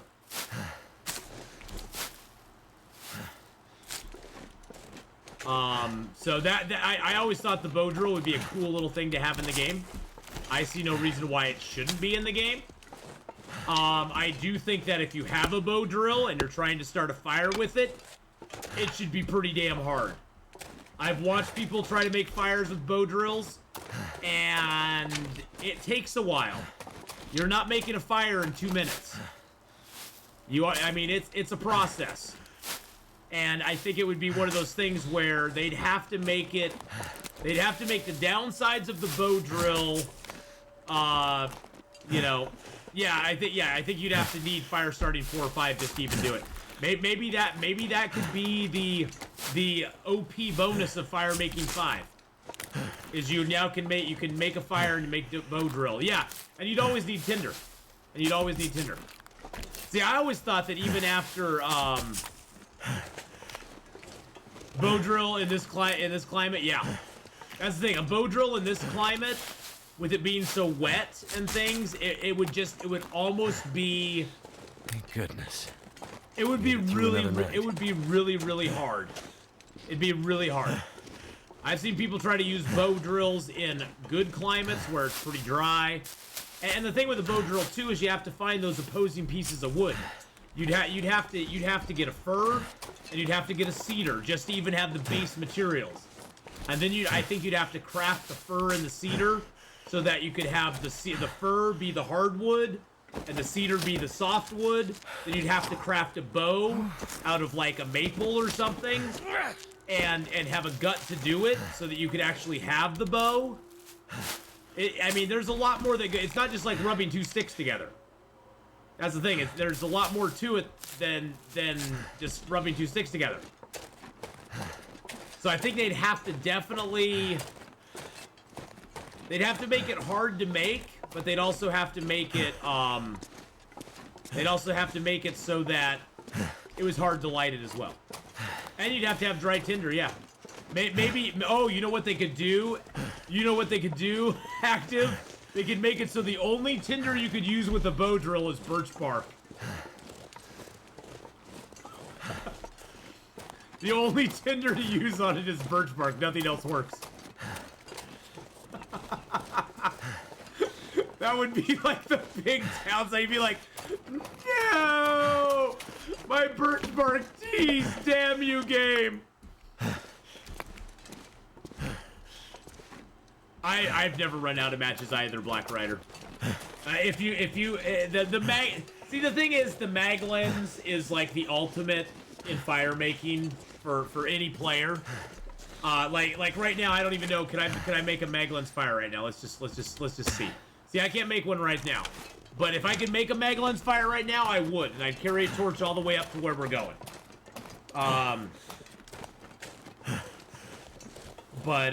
Yeah, for no one gets out alive, it'd be nice. You can't use birch bark for anything else. But yeah, make it so birch bark's the only tinder you can use. And you have to harvest the birch bark. So not only that, but you have to harvest the birch bark into like birch bark fibers for the tinder. Because you don't just throw a piece of birch bark on there and go, oh, there's my tinder. Tinder in this game is rather... I almost wish they would make it so you had to take the tinder and I mean, it's sort of like you make sticks into tinder plugs, but I almost wish they made you have to take the tinder and like break it down into like fiberish stuff, because that's what tinder really is. I mean, you watch somebody make a fire like on a loan or something, and they have this big ball of like shavings that they use as tinder. Which, you know, that's not a stick. That's not a stick. It's not a stick. It's not a cattail head. I mean, honestly, with the cattail, you'd probably just get the fiberish stuff off the cattail or break it down into fibers to use it. You wouldn't actually use the whole head as tinder.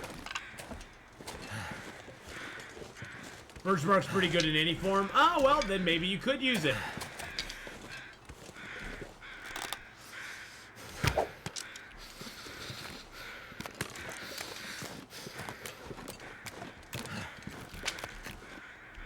Run, rabbits, run.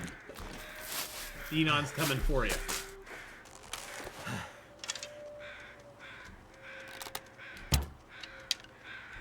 Wow. If I could hit him.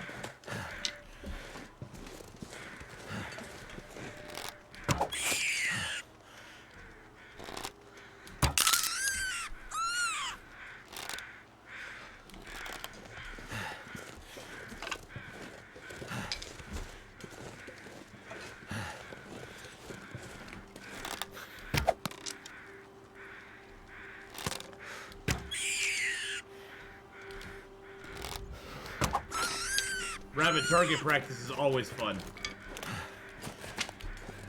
Is there another one around here? Yeah, there's one way up there too. There's one over there too. I had another arrow that went over here. There it is.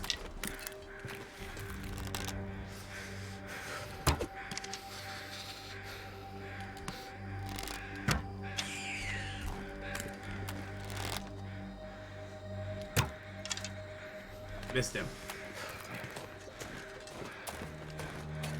Hey, rabbits are great for getting your skill up because you know what?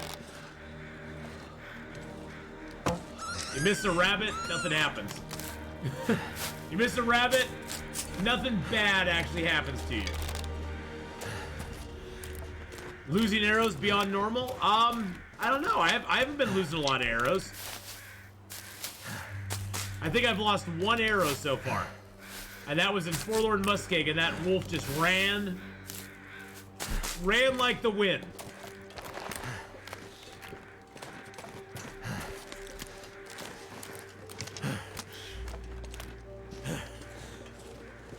Feels like a lot of gear. And that's the only arrow I've lost so far.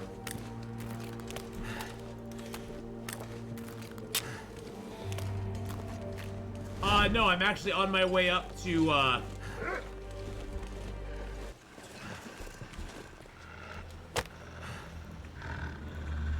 actually on my way up to the airplane right now. Could just be my eyes. I have noticed that the arrows have gotten a lot harder to see. I've noticed the arrows are a lot harder to see on the snow. And I've run past a bunch of arrows lately. And then I'm like, turn around and go back and I find them. It worked. Really, Mr. Doggo?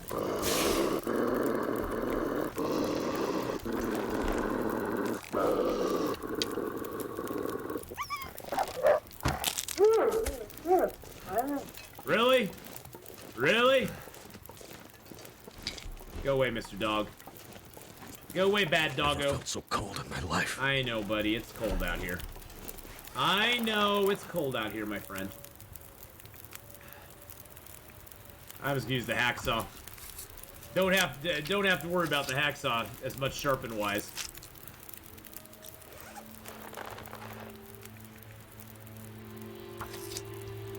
And I'll throw a couple pieces of meat on. See if I can harvest up the other little guys here.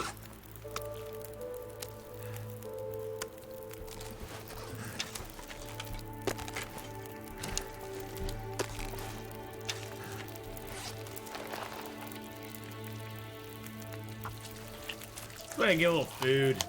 Yeah, feathers are a weird thing. They used to be really easy to find, and now they're not so much. Feathers are a little harder to find nowadays than they used to be.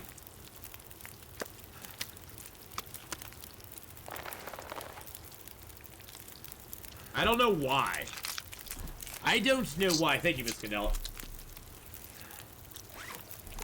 I mean, I found a decent amount of feathers, but nowhere near what I used to find.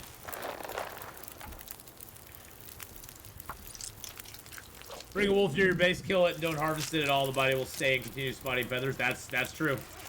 And at least they fixed the prop deer in the game, so they don't frickin' despawn on you anymore, which is nice. That was so annoying. This pack is getting too heavy to when the carry. ravaged corpse deers were just disappearing on you all the time. That was so frickin' annoying. It was like, really?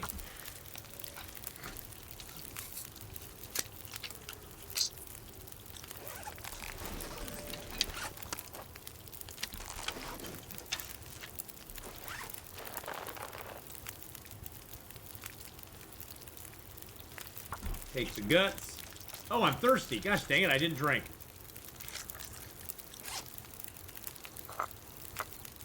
I'm gonna drop that because I'm gonna drink one of those.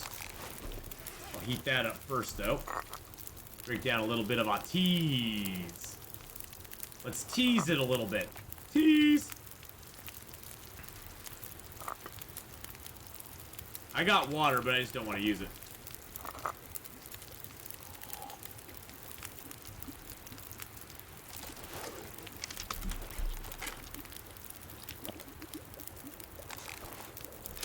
Jiggle the cup here when it gets done.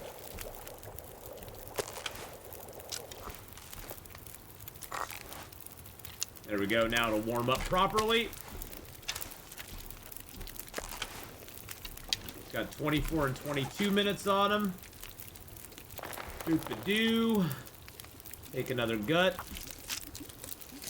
Found carcasses despawning much faster. Yeah, well, there was a while there after the update came out that the carcasses were spawning ridiculously fast.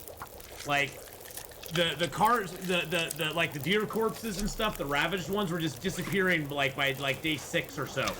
After that, you just wouldn't find any more in the game. It was really, really annoying.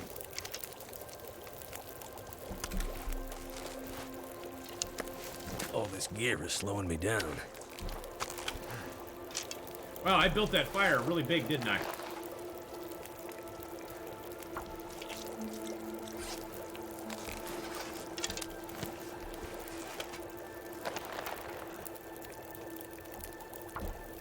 Built that really big. Yeah, it was like it was very quick. Let's just put it that way, Black Rider. I never timed it, but it was super duper quick. And it was just very annoying that it was just came that quickly. It was very annoying it was decaying that quickly. It was like, really? I wish they had rainbow bears in Alone. Oh, man. Alone is such a great show. If you've never watched Alone, boys and girls, it's a great show. Basically, think of Long Dark in real life.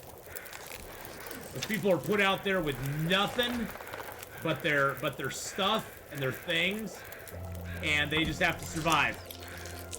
No food, no water, no shelter. It's crazy. It is absolutely insane. I just watched that going, God, I could never do that.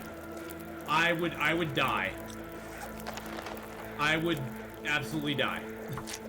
No camera crew either. They have to film everything themselves, which even makes it harder because they actually have to go set up their cameras. Like if they're like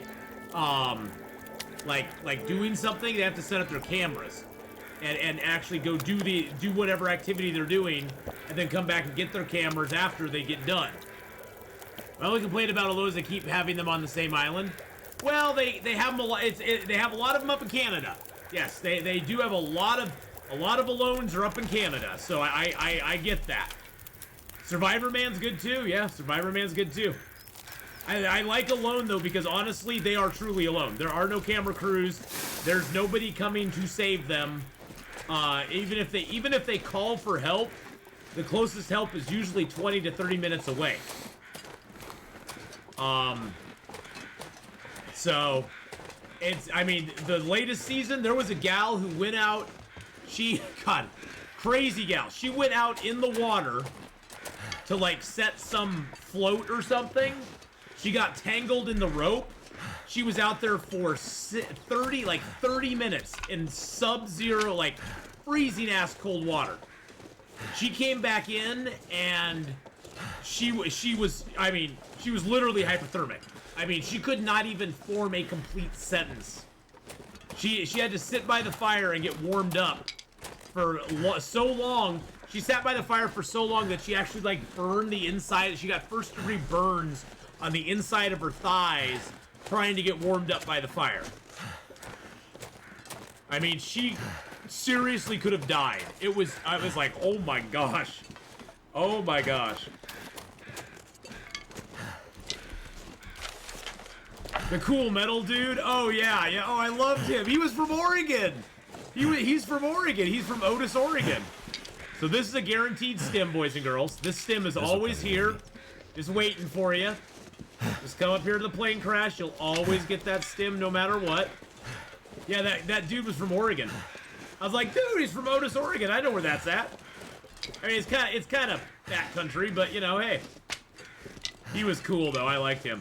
But Starting to weigh me down. Biko or Bikin, I forget what his name was. Like B-I. It was like 4 letters, and I kept sitting there trying to figure out how you said it. Like Bikin or Bikin or Beacon. He was a cool dude though. That one dude got this one dude on alone this season got a deer with a bow. Soon. With a bow. It was freaking hype. I was just like, oh my god. He actually shot a deer with a bow and killed it. And then he built this cool like log cabin smokehouse and strung his strung up some wire in it or some paracord in it and basically just he got all the deer stuff like chopped up, put pieces of it over and dried it all out. It was like, wow, it was so cool. Chad energy, definitely. He did really good. So that was really cool. I haven't actually watched the last episode, so I don't know who wins. I have a good idea who wins just based on, you know, who's like there. Yeah, it looked like proper jerky. Exactly. It did look like proper jerky. It was crazy. I have a good idea who won. You can usually tell. A lot of times you can. I've learned the warning signs of who's going to drop out in Alone. There's 2 warning signs. They talk about their family a ton, how much they miss them, how much they long for them, how much they're lonely, how lonely they are, how much they love their wife and their child, which is all great, but it's that mental state that they get in. It's that, and if you combine that and they aren't getting a lot of food, they're usually done. They're gonna tap out at some point soon. And then like one gal got pulled because of medical, actually 2 people so far have gotten pulled because of medical reasons, because they just lost too much weight. Their caloric intake was so bad that they had lost like so much body fat and so much weight that it was physically getting dangerous for them to stay out without, you know, having permanent damage done.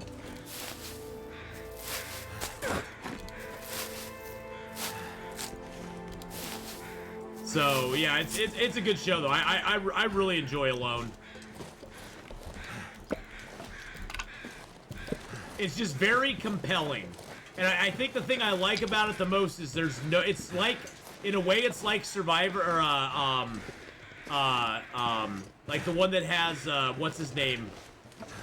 Not Survivor. What was it? Is it Survivor Man? Is that the one that has the dude who goes and stays like 10 days out? Not Bear Grylls, but. What's his name? It's actually on Netflix. It's actually on Alone is on Netflix. All 7 seasons are on there. All 7 or 8 seasons are on there. Yeah, Les Shroud. Yeah. Yeah, I mean, I like it because in that sense it's like Les, where he's doing all the camera work himself. He doesn't have anybody out there with him like that he can kind of fall back on if something goes wrong. He does have a sort of a standby crew that's pretty darn close. If things go wrong, he can call them in.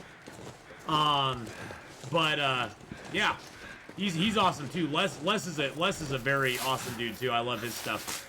I've never watched a lot of the Bear Grylls stuff, but I've watched a bunch of Les's stuff on YouTube. But yeah, it was on TV. Next season starts. The previous is put on Netflix. Okay. So I take it the next season has already started and the previous season is on Netflix right now. Because I'm watching it on Netflix, so. I'm on Netflix, baby. I'm not one of the million people that they lost subscriber-wise this last month. Or this last quarter. Oh wow, we got Jerry's can here. Now, sometimes there'll be combat pants underneath there, but I'm a little too cold to deal with that right now. Well, Les has said some things about... Wow, did I get 2 maples? Look at that! Look at that! Active, look, I got 2 maple syrups. I got 2 maple syrups. Didn't you get 2 maple syrups down here, too? Les has said some less than Find some place to escape this cold. complimentary things about Bear Grylls. How some of his stuff is very staged and not real authentic. Sort of staged for the camera, in a way.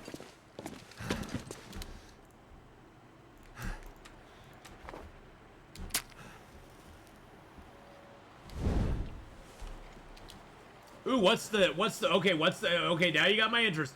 What's the sailing game, Phanthos? What is it? I'm gonna look it up on Steam right now. What is it? What is it? Give me the name. Give me the name. Give me the name. 'Cause I like sailing games. Bear is fake, used hotels, etc. Yeah. Come on. What? So, Sailwind? Turned out pretty well. Sailwind, okay.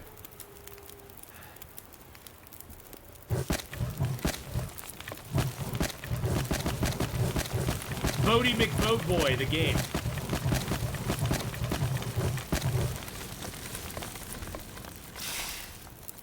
Okay.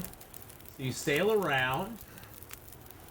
Sailing simulator featuring realistic sailing physics and vast open world to explore. Embark on cargo delivery missions. Customize your boat by try fishing and cooking. Relaxing sail day and an epic ocean voyage. The sailing adventure starts here. Okay, that looks kind of cool. That looks kind of cool.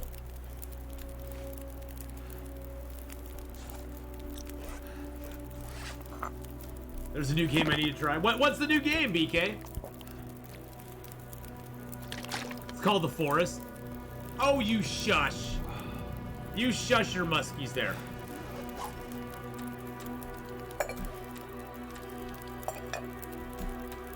I don't even need to use my own bedroll. There's a bed here already.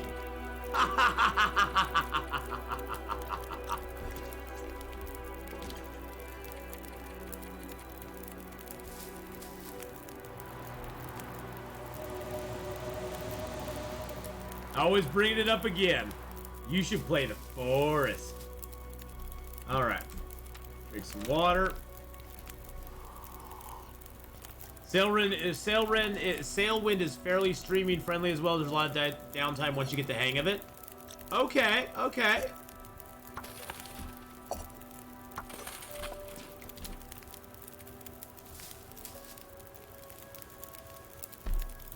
It looks interesting.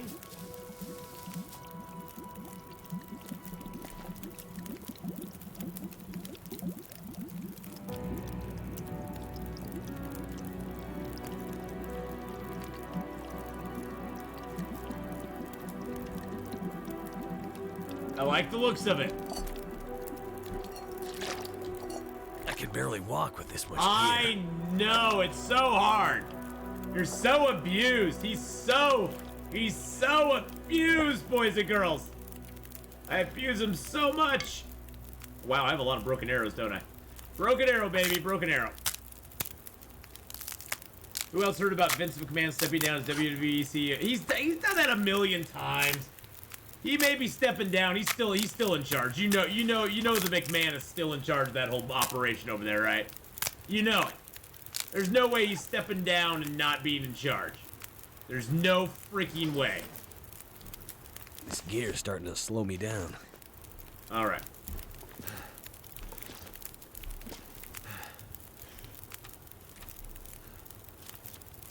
All right, so I'm gonna go take a quick potty break.